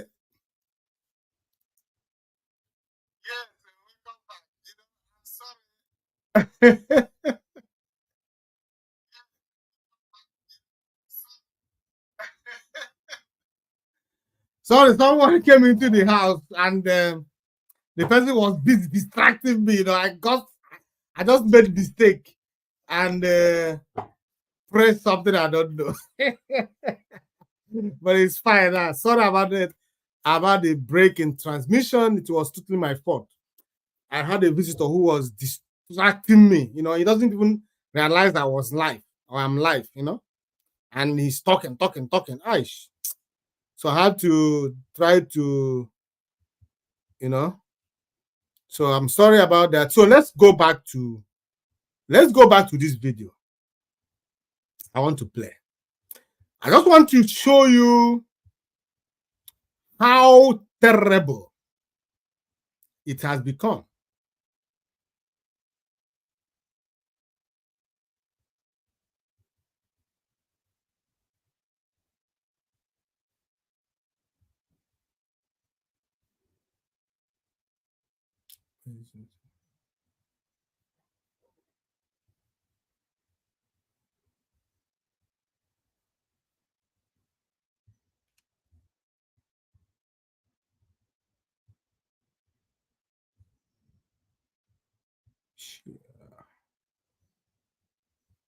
Oh.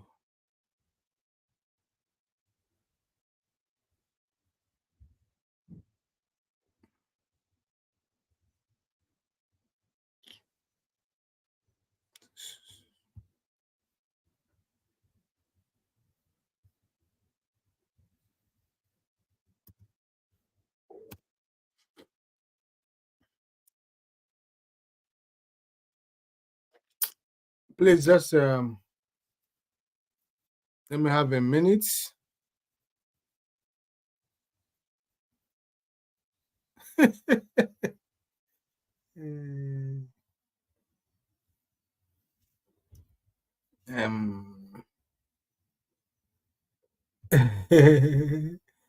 Someone said, let me show you. Mazi Christopher. Mazi Christopher even said, why don't you focus on the issue of restoration and forget about that lady? You know, that is the point. I was only using that lady to explain something to you, and I believe that by now you would have understood the reason I talked about that lady. I made that reference. First and foremost, the lady is a Biafran. I have right to talk about her predicament, because she is part of those people we are fighting for. She's the reason we are here. If we restore Biafra today, she will be part of it. So what happened to her happened to us directly. If you don't know that some of the Zoological Republic are who finally knew that she is Igbo, they are happy that happened to her. So that is why I've come here to tell her, do not be distracted. Do not be deceived. It is not love. They don't want to show you love. They want to mess you up even further. I wanted to use her as a reference to show you why we need Biafra. Because it is obvious to every one of us who lives in this country that we are hated by South African blacks. They hate us. You can't deny the fact that they hate you. These same people, during the apartheid, Nigerian passports was given to them free of charge. Because there came a time where the apartheid government denied them even passports. Nigeria offered, not just offered, gave them free passports. All the freedom fighters. But today, can they give you as a Biafran their citizen or the as a Nigerian their citizen or the whoever? They can never. They are even trying. Look, how can we take those we gave? So we need to talk about it, because we expose things. We can't just hide away from some things like this. It is necessary we talk about it. So, but let's continue. Let me bring the video that I want to play for us. Let me see if it's gonna play right now, because it has always been a problem. Okay, it's here. This Umar talks, the ordinary president. I hear say our past leader. This Umar talks. Now listen to me, dear friends. Every of us remember this man. This man called himself, or rather, his audience, his fellow Zoological Republicans called him Ordinary President. And his program is called Brekete Family. So his family calls him ordinary president, and that has gone into his head. He looks at himself in the mirror. He sees himself as an eagle. So he thinks that he can soar. So he began to fight against Biafra. He began to encroach about those, against those who fight their freedom. I think in a decent society, this type of person is expected to, or rather will use his platform to tell his government the truth. But these animals in zoo will rather use their platforms to continue to deceive their government. Fronting fake patriotism. When you ask them, they will say we are patriotic. When every one of us knew that is not one patriotic Nigeria. In fact, if there is any patriotic citizens, it should be from the Biafra land and Igbo people in particular. Ndi Igbo is the only patriotic Nigeria. But the rest of these people you see here, they are unpatriotic. But they would always flaunt it before you. Oh, we are patriotic. We are patriotic. Patriotism is not when you support evil. Because the truth is that the evil you support will surely ruin your country. If not today, but tomorrow. Because the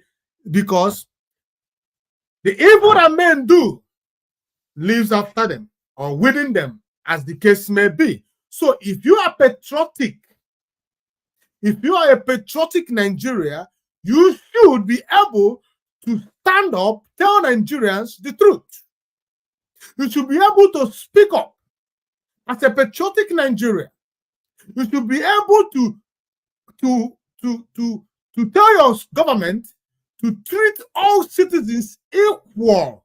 You should be able to work. You should be able to condemn your government anytime they are doing something that is going against the nation, against the country.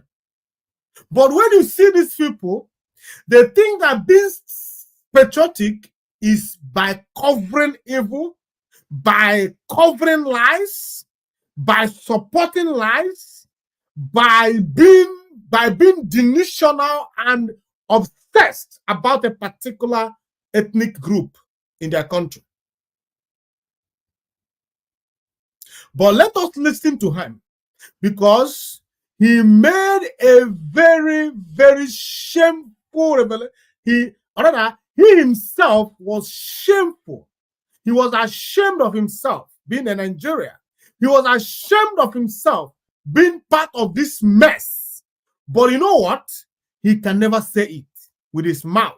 But in his heart, he understood that his country is a total failure and a disgrace to humanity. I want you to be, as a Biafran who is in this program, listening to the information, though very short, but very, very valuable. We shall hear it, and we all will talk about it. Let us go and listen to the shameful Brekete, the ordinary stupid president. Ordinary president, I hear say our past leader don't sell our crude oil up front. Nigeria no get crude oil to sell to Dangote again. Me too, I hear that thing. Say all this money where they borrow during Buhari time, they use our crude oil where we never produce, give them as a security to collect the money up front. That's what I hear. Okay. Hello, good morning. Good morning, President. Yes, sir. It's not a rumor. Oh, it's not a rumor? Yeah, they sold it. It was a swap deal done by Mele Kyari. This same military. $3 billion. $3 billion. $3 billion. And they still apply again. They want to do same. It was done under Buhari and collected $3 billion. Now they want to swap again, multiply our resources and collect another, I think, is it 2 or 3 billion. Still, they are still on the process. But it's not a rumor. It was done and sealed. So we have no crude oil for now. It has been mortgaged. That is the fact. So it's not a rumor. Thank you very much. Make we appreciate elder statesman.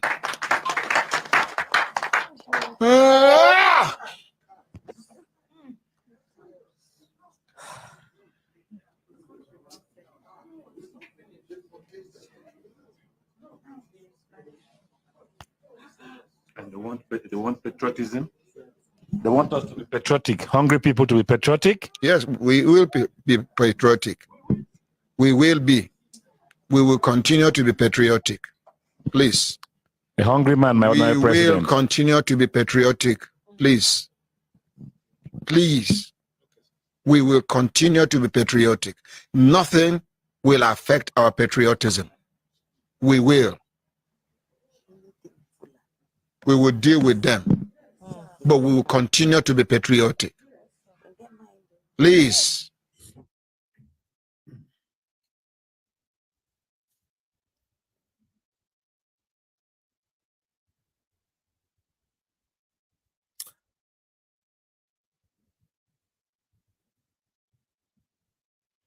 I'm going to take it again. I'm going to take this video again. I'm going to take the video again. This Umar talks, the ordinary president. I hear say our past leader don't sell our crude oil up front. Nigeria no get crude oil to sell to Dangote again. Me too, I hear that thing. Say all this money where they borrow during Buhari time. They use our crude oil where we never produce, give them as a security to collect the money up front. That's what I hear. Okay. Hello, good morning. Good morning, President. Yes, sir. It's not a rumor. Oh, it's not a rumor. Yeah, they sold it. It was a swap deal done by Mele Kyari. This same Mele Kyari. $3 billion. $3 billion. $3 billion. And they still apply again. They want to do same. It was done under Buhari and collected $3 billion. Now they want to swap again, multiply our resources and collect another, I think, is it 2 or 3 billion. Still, they are still on the process. But it's not a rumor. It was done and sealed. So we have no crude oil for now. It has been mortgaged. That is the fact. So it's not a rumor. Thank you very much. Make we appreciate elder statesman.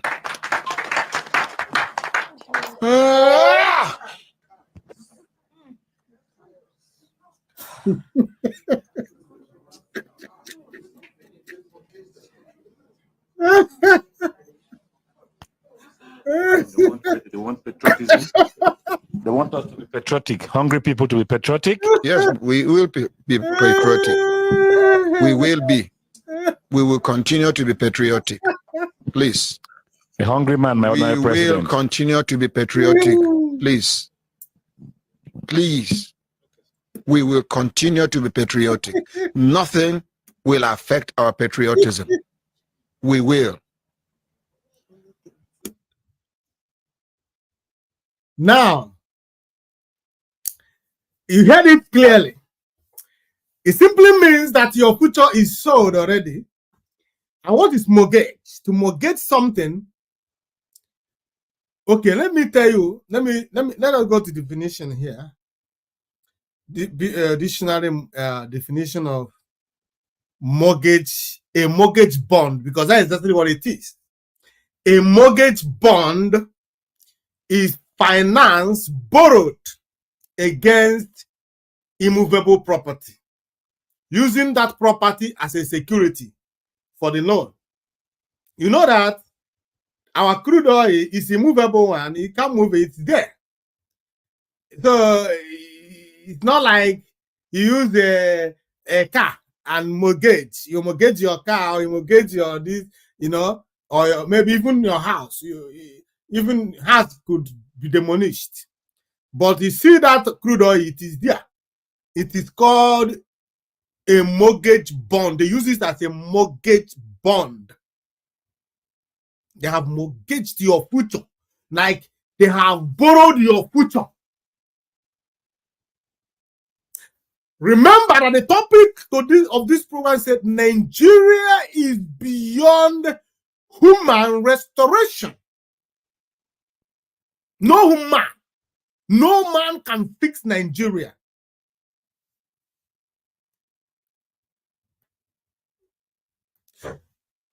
Why would you borrow money with the future of the citizens as a government?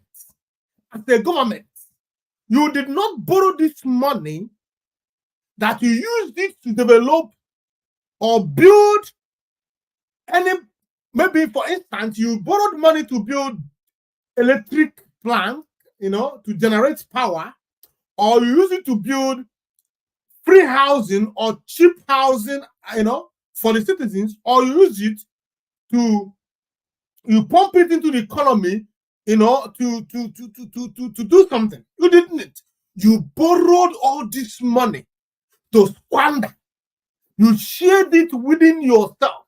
You know, in zoo is the only place where they go to borrow money without any plan on how to use the money or make use of the money. Do you understand? They borrow to spend in frivolities. It's only in the zoo that you borrow money. Then when you come back, you now call all the fake regions you created and said, you take $50 million. And you are taking $1.2 billion. And you are, they will share it according to regions without any meaningful project. At least before you give, you share money or you give money to anybody, you must have at least project ongoing for that money, where that money could go. Okay, this money is going for road infrastructure. You're going to use this money to beautify the roads in your state. You're going to use this money to build 5 hospitals, standard hospitals in your states. That is why we're giving you this money. And we shall supervise until this project is complete. That is how it is done. At least you know that this money went for this. But in zoo, they borrow to spend in frivolities. They borrow it to buy private jets. You know, they share it. After sharing it, some of them will send their own to Swiss account and bank it there. They will still send the money back to those who borrowed it to bank it in their own banks. The money will be making money for them, and they will be paying the debts. Now they have mortgaged your future by using your future to borrow. And Nigerians, those who call themselves as Nigerians, does not understand the magnitude of this information that this brekete, useless ordinary president just revealed in his program. That your future has been mortgaged. Someone borrowed your future, meaning that you, as you are today, you do not own yourself. Someone owned you. As a citizen of Nigeria, you don't own yourself. Someone owned you because your government has borrowed your future away. Nigeria has crude oil. And what is that crude oil? What is beneficiary? It does not benefit Nigeria anything. The crude oil Nigeria has is not for them. That is why one time in this program, I have said that the oil in Nigeria is more of a curse to Nigeria than a blessing. It's a total curse. Because without the crude oil in Nigeria, I believe that Nigeria would have been sustaining themselves. But because of the crude oil, Nigeria has been relying totally 100% on the crude oil proceeds. Therefore, nobody in Nigeria, the government I mean, is willing to be productive. Some states in Nigeria could not fund themselves.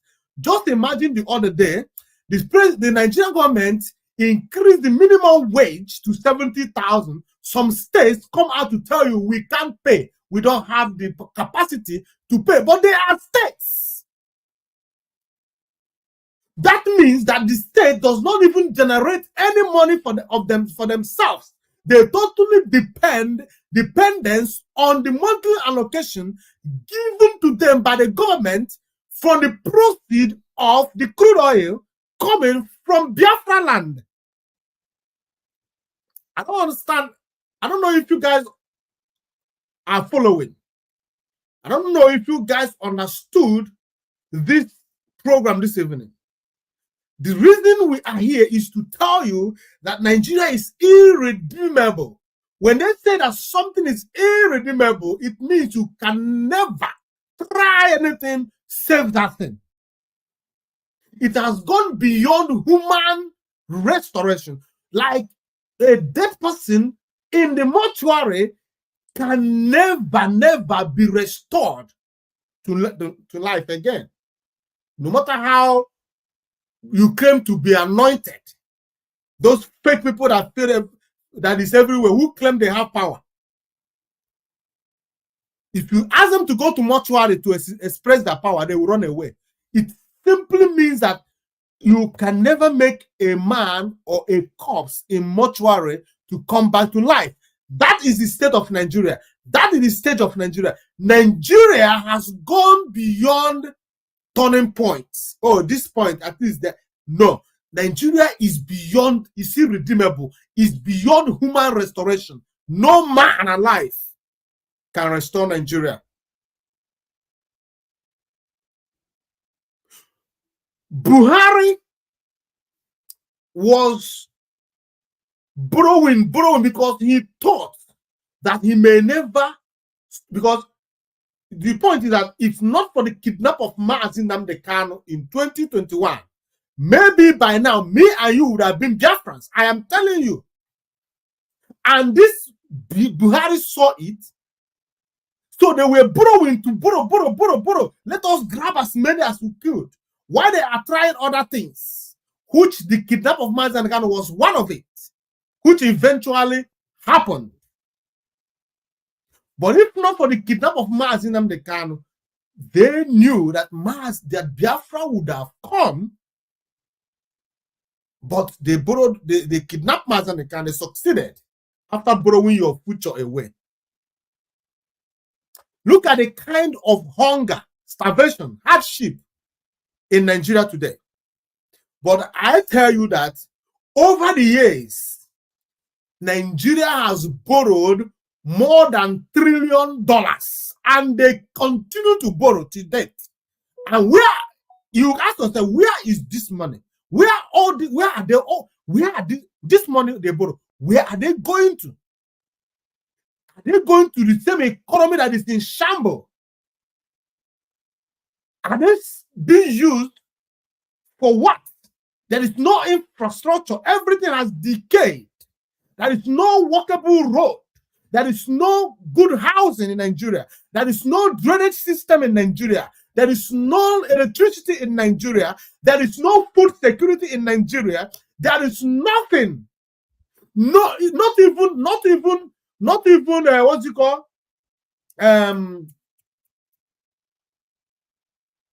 What's it called? What am I doing with this thing? Get away. So what am I saying? Nigeria has gone beyond beyond revival. You can never revive Nigeria again. So if you are wise, it is not enough coming on your show to do chai.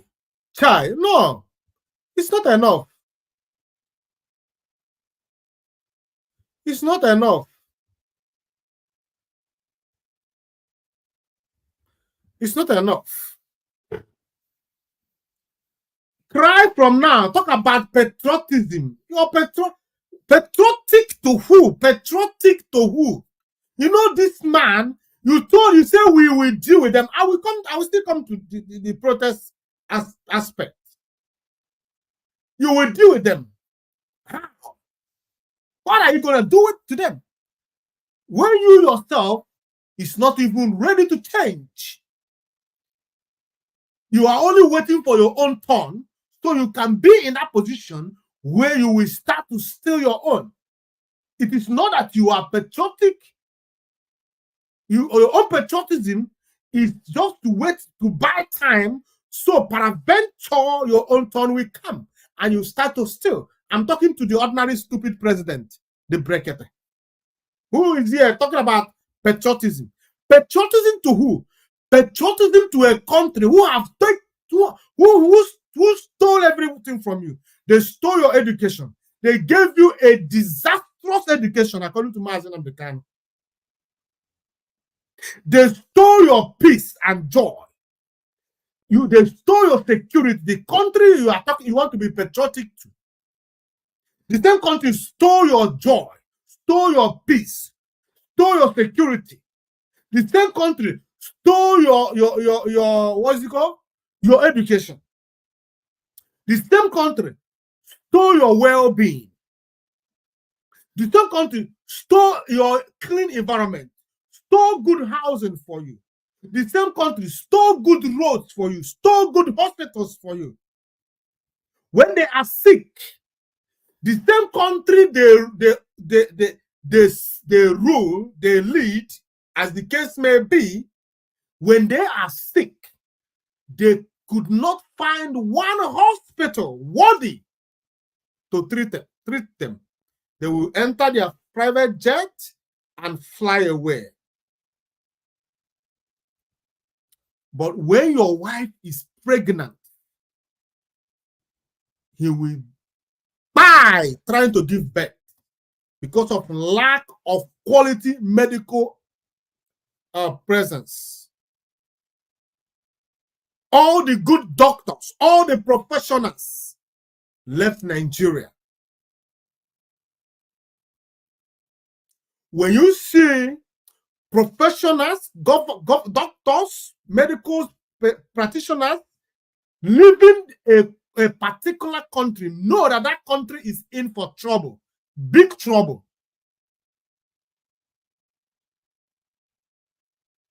You talk about patriotism. What has Nigeria given to you? Listen, it is give and take. That you are born into a country, from the day you were born, the country will begin to take responsibilities by making sure that your parents have jobs to take care of you. Do you understand? That is what I'm talking about. From there, the country will make sure that you have good education, quality education. Education is your right as a citizen, as a child, as an adult.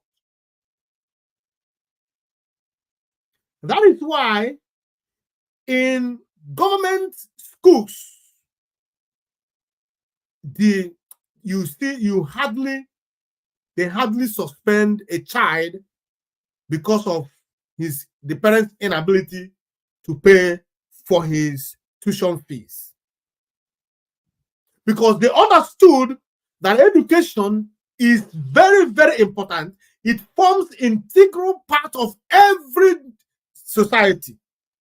Without good education, without quality education, what you see is the same thing we experience in Zorosco Republic today, where the youth does not even understand what protest is all about, when the youth does not understand where to go to and protest, when the youth could not even understand or explain their rights in their country.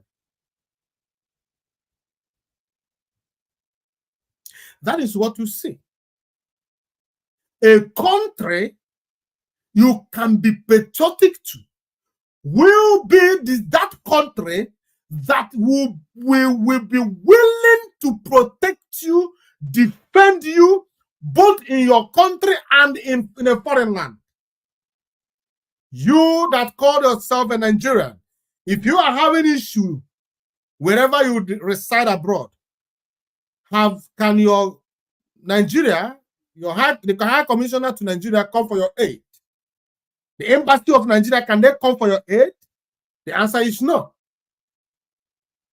So how could you talk about patriotism in a country that is meaningless to you, in a country that have failed you, in a country just like when a parent fails a child, and the same parents will come out to tell the child, I love you.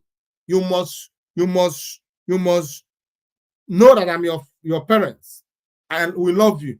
When the child sees or experiences no love from his parents or from her parents from the day he becomes a human being. You cannot be patriotic in Nigeria. You can never be a patriotic in Nigeria because first, Nigeria does not exist. Nigeria exists only in the list. In reality, Nigeria does not exist. That is why when you go from east to west, they're quick to remind you that you are not from here. Go back to east.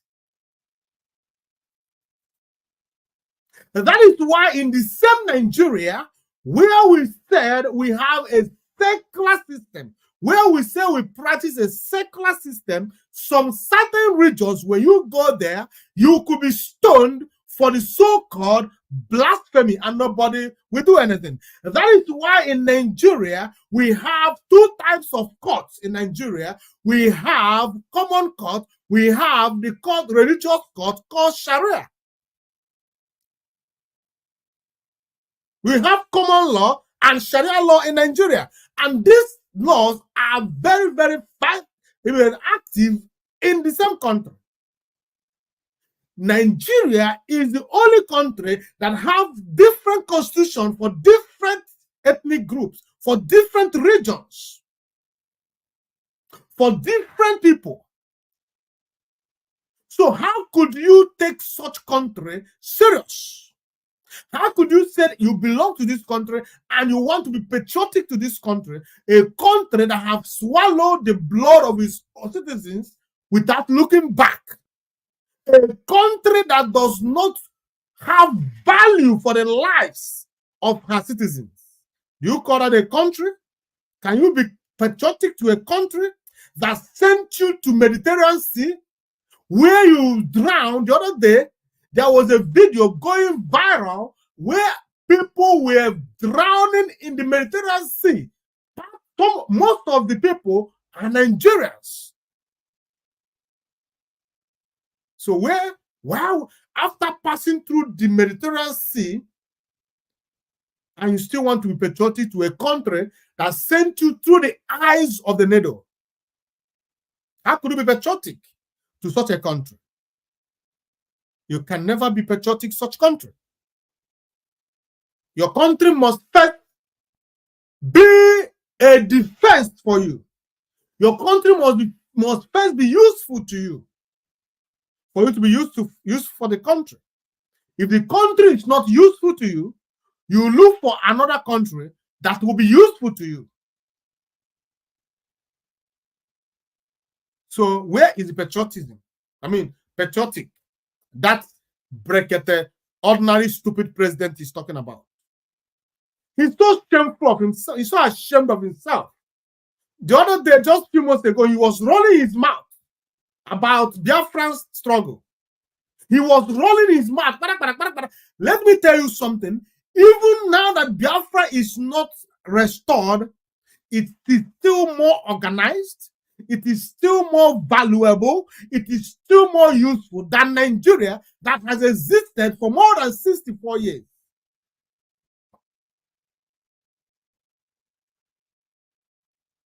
You cannot compare Biafra. 3 years of Biafra existence outweighs the Nigeria of, because Nigeria, when we talk about Nigeria, you have to go back to 1914. But when it enters into the hands of the black people, it's in 1960, after the independence. Talk about then, it has been zero. It has always been zero.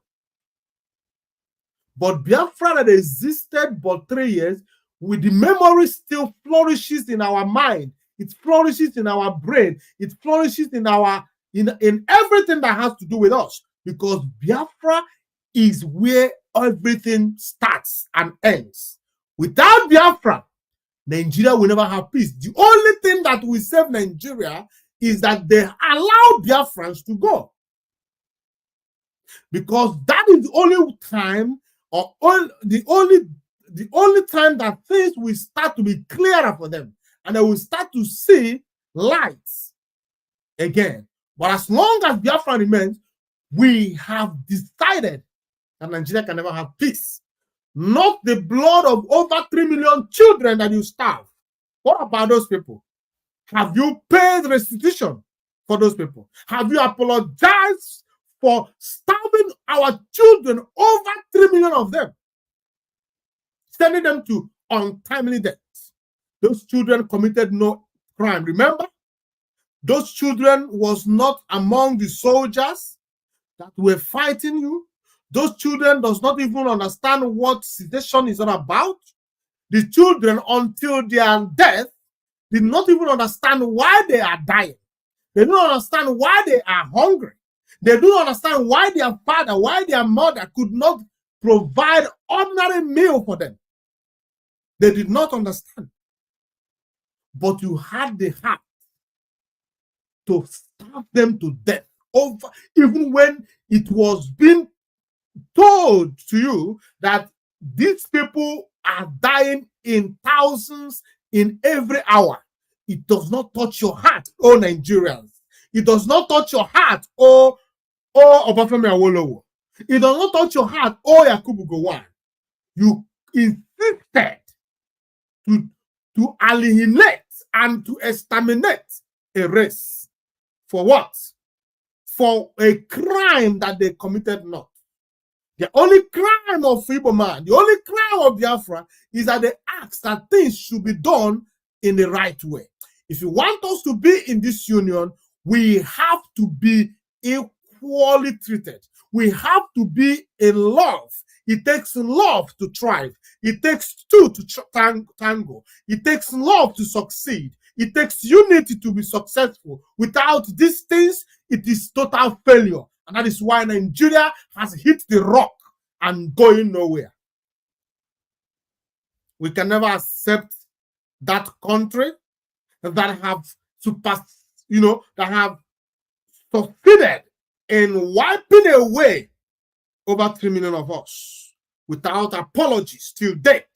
And they are still willing to even commit more atrocities, to buy more of us. They are determined and hell-bent to destroy the remaining ones. But the only promise you promise Nigeria is that not in this generation. The difference is that then it was 1967 and 1970. Today is 2024. Things have changed. Things have changed. We have right to determine our future. We have right to say this is how we want it and this is how we don't want it. We have right to do all these things. Allow us to express this right. Allow us to enjoy this right. Allow us to express ourselves as human beings, because even in your constitution, self-determination was accommodated, or rather is accommodated. So why would you buy us for expressing that self-determination?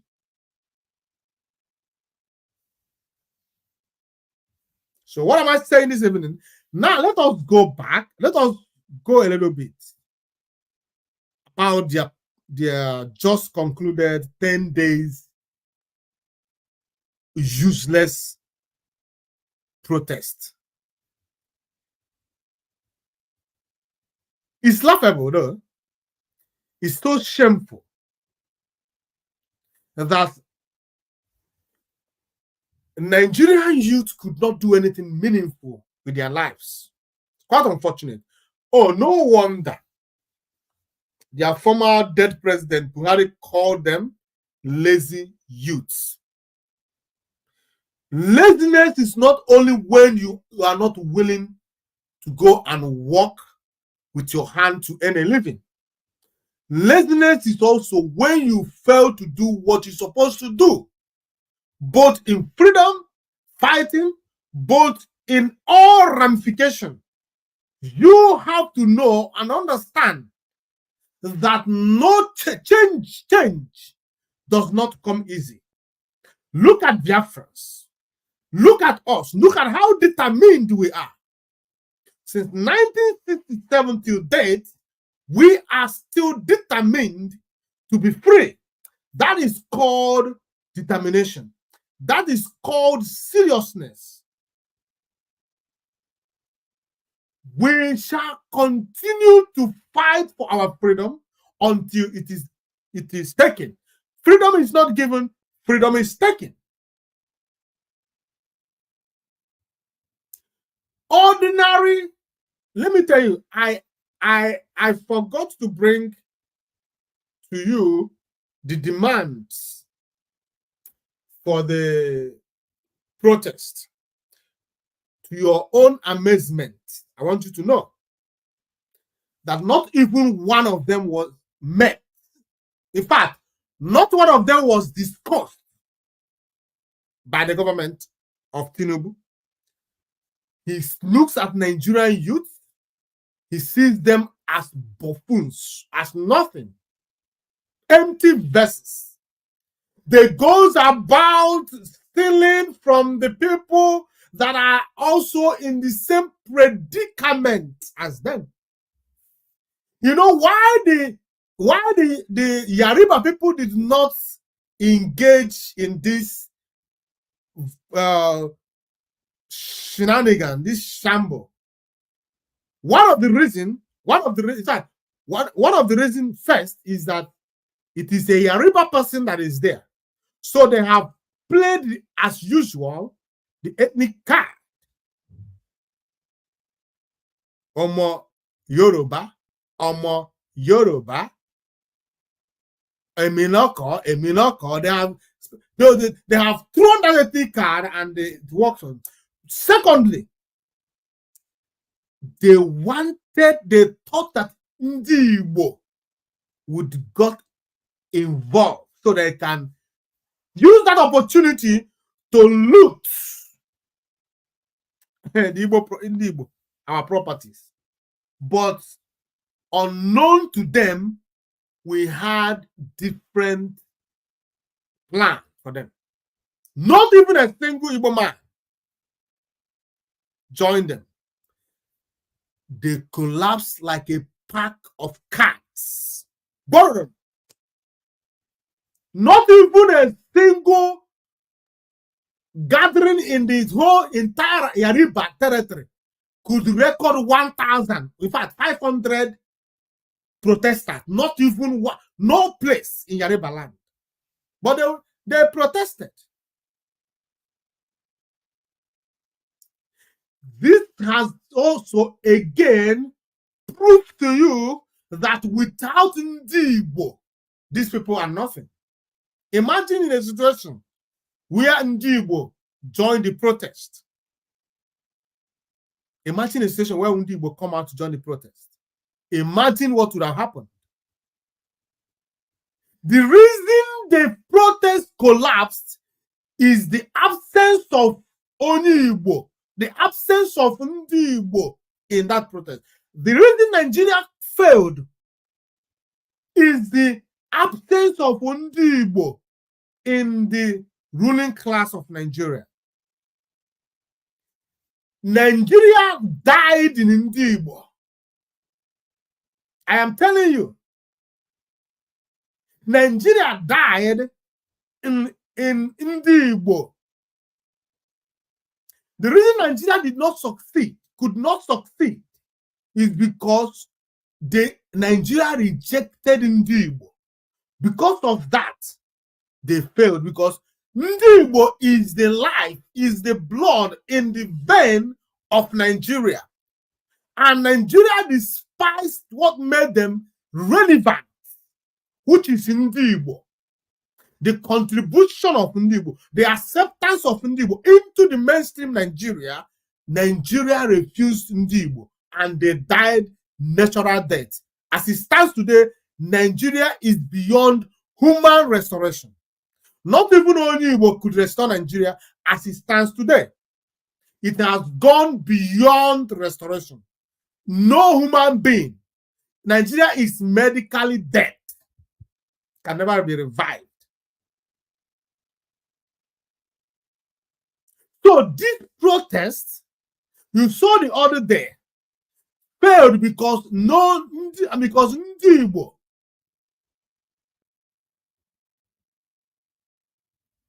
said they're not going to be part of it.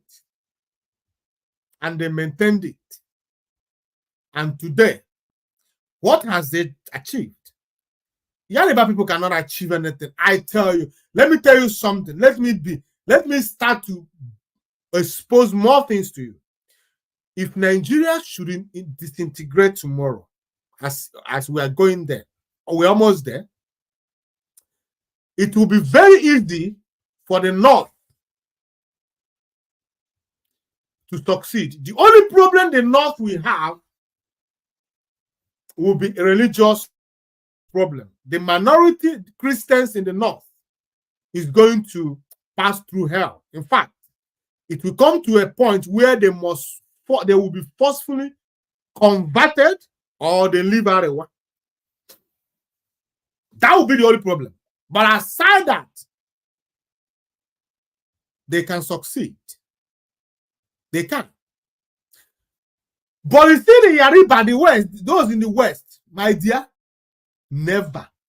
They do not have what it takes to be viable. They don't know how to compete. They don't know that life is about competition.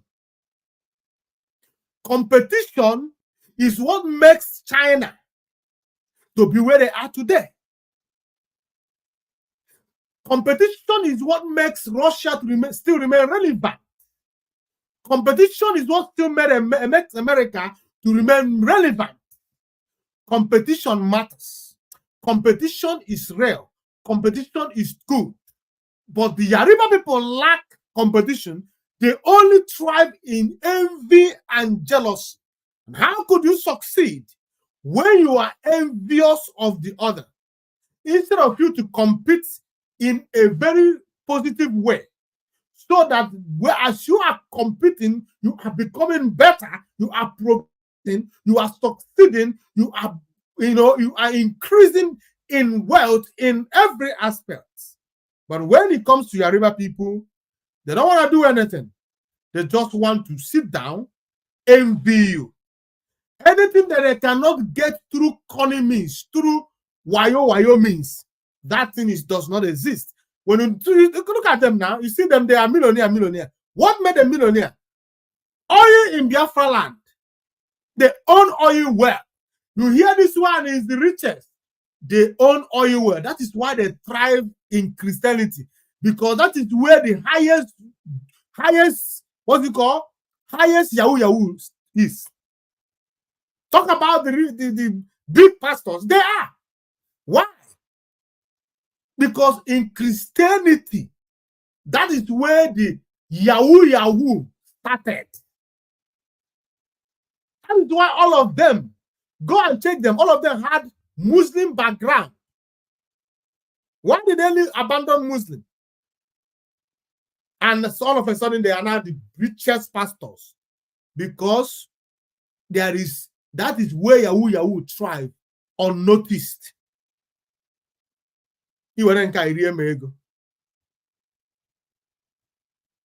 So this is the problem in the Zoological Republic. I have made it point blank before. I'm not afraid of these people. I can never be afraid of the Yariba people. I know that they don't have what it takes to even stand on my presence, because they are cowards. They can't fight.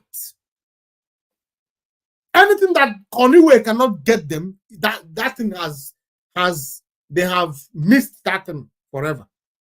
It must be Koniwe or nothing for them. Without these people, peradventure Nigeria would succeed. That is why, look at them, they do not thrive where there is no crisis, where there is no hatred, where there is no confusion. The Yariba people only thrive where there is confusion, where there is hatred, where there is bad things, because they will not look for one side and cleave. They are like leech. They will be there sucking the blood, sucking the blood, sucking the blood.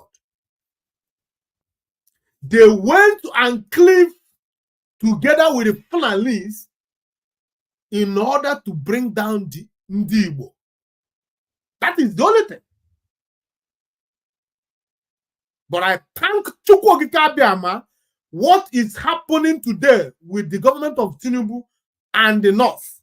I see one of the North who come out and say, oh, the marriage between the North and the West is over.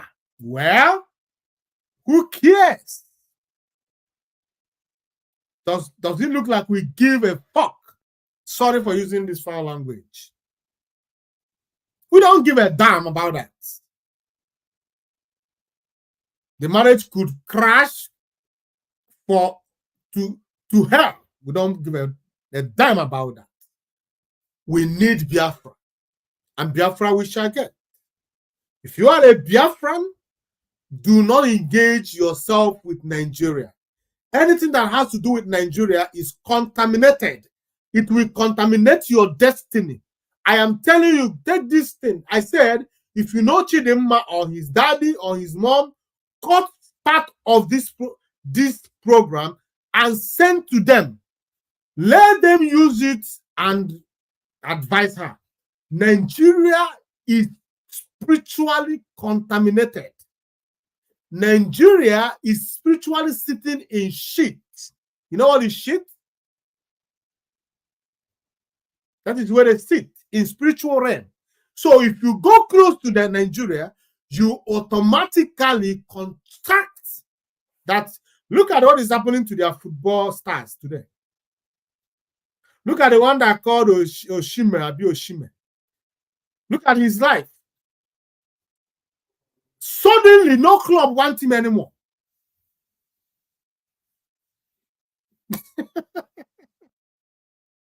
Immediately, he put those useless Nigerian jersey. He contaminates his career. Watch how he will fizzle out. Forget about what happened between him and what is the name of that guy? Finidi. Forget about it. The main problem that instigated that is the cost that is being placed on Nigeria, so that he will have dent in his life, in his career. Can you name one football Nigerian, someone who calls himself a Nigerian today as a footballer who is doing well for the first time in the history of Nigeria? They don't have not even one player that is outstanding in his career. If it is not Ndigbo, it can never be Ndigbo. Ndigbo is the spice that spiced up Nigeria. Immediately Nigeria lose that taste, like salt, they are useless. Today, we are calling on every Biafran who still stubbornly want to engage or associate or identify as a Nigerian. Retrace your step before it will be too late for you. The outing they called protest was a total failure. Total failure. You know, before the protest, they were talking about, oh, look at how Kenya did it. I came to this program, I said, you guys are clowns. Do you look at yourself in the same level as Kenyans? Kenyans are one people. Kenyans are a nation. Kenyans, there is Kenyans, but there is no Nigerians. Kenyans could move mountains, but Nigerians could not even move a mud house. I said it. Before they started, I said that this protest is a failure. Even before it started, it has failed completely.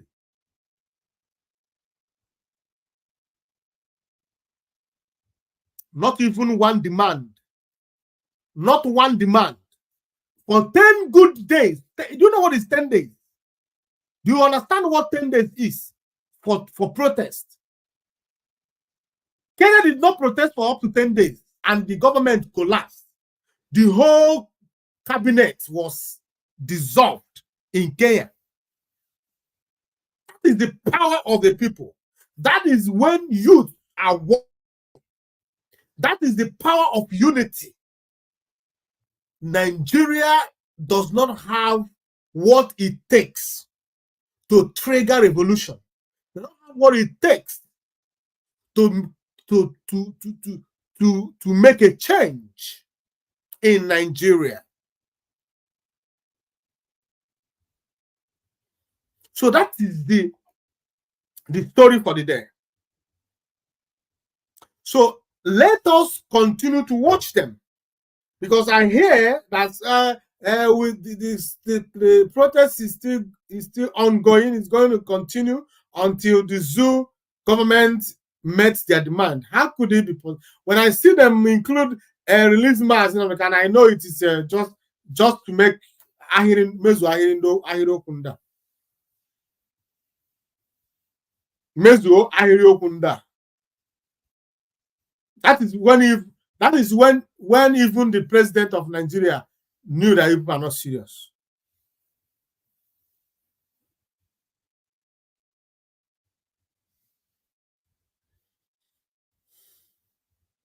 So I thank you for being part of this program this evening.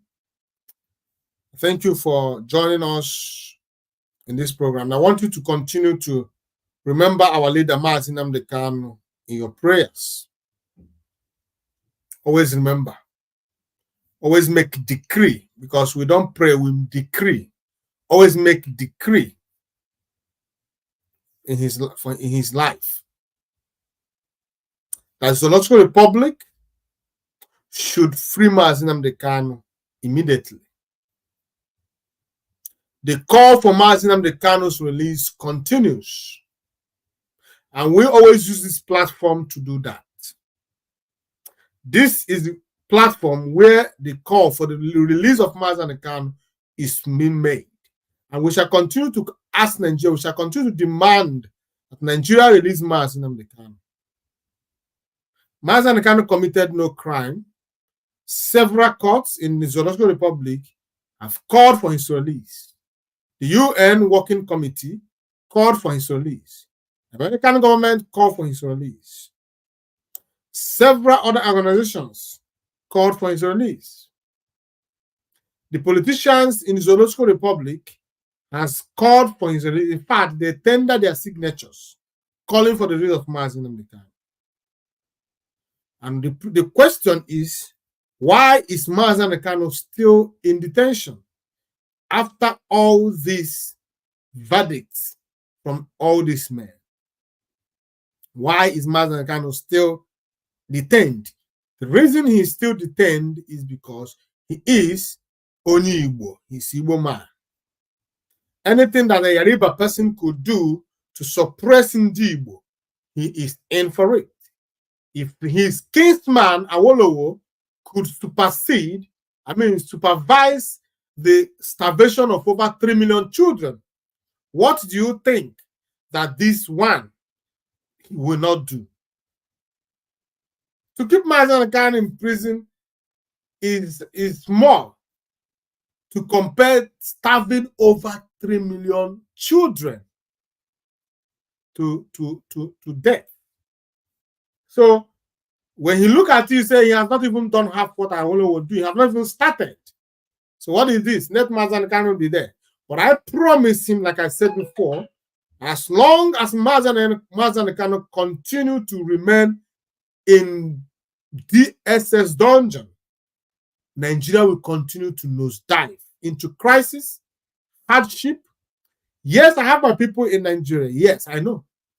But the point is that it is not going to affect them as much as it will affect these non-entities in the West and in the North. We are Ndibo. We have seen it all. We are Biafrans. We have seen it all. And we continue to stand for what is right. We continue to speak the truth at all times. We do not care about the consequences of speaking the truth. The point is that truth is the blood in our vein. Truth is our hallmark. We continue to speak the truth. We shall continue to follow the truth. As long as we have breath in us, we shall remain truthful. And the truth, one of the truth is that Mazi Kanu did not commit any crime and must be released as soon as possible, unconditionally as well. I thank you, fellow Biafrans, for being part of this program this evening. I continue to pray that Chukwu Okike Abịama keep you safe and secure you until I come your way again. From me from here. Good night.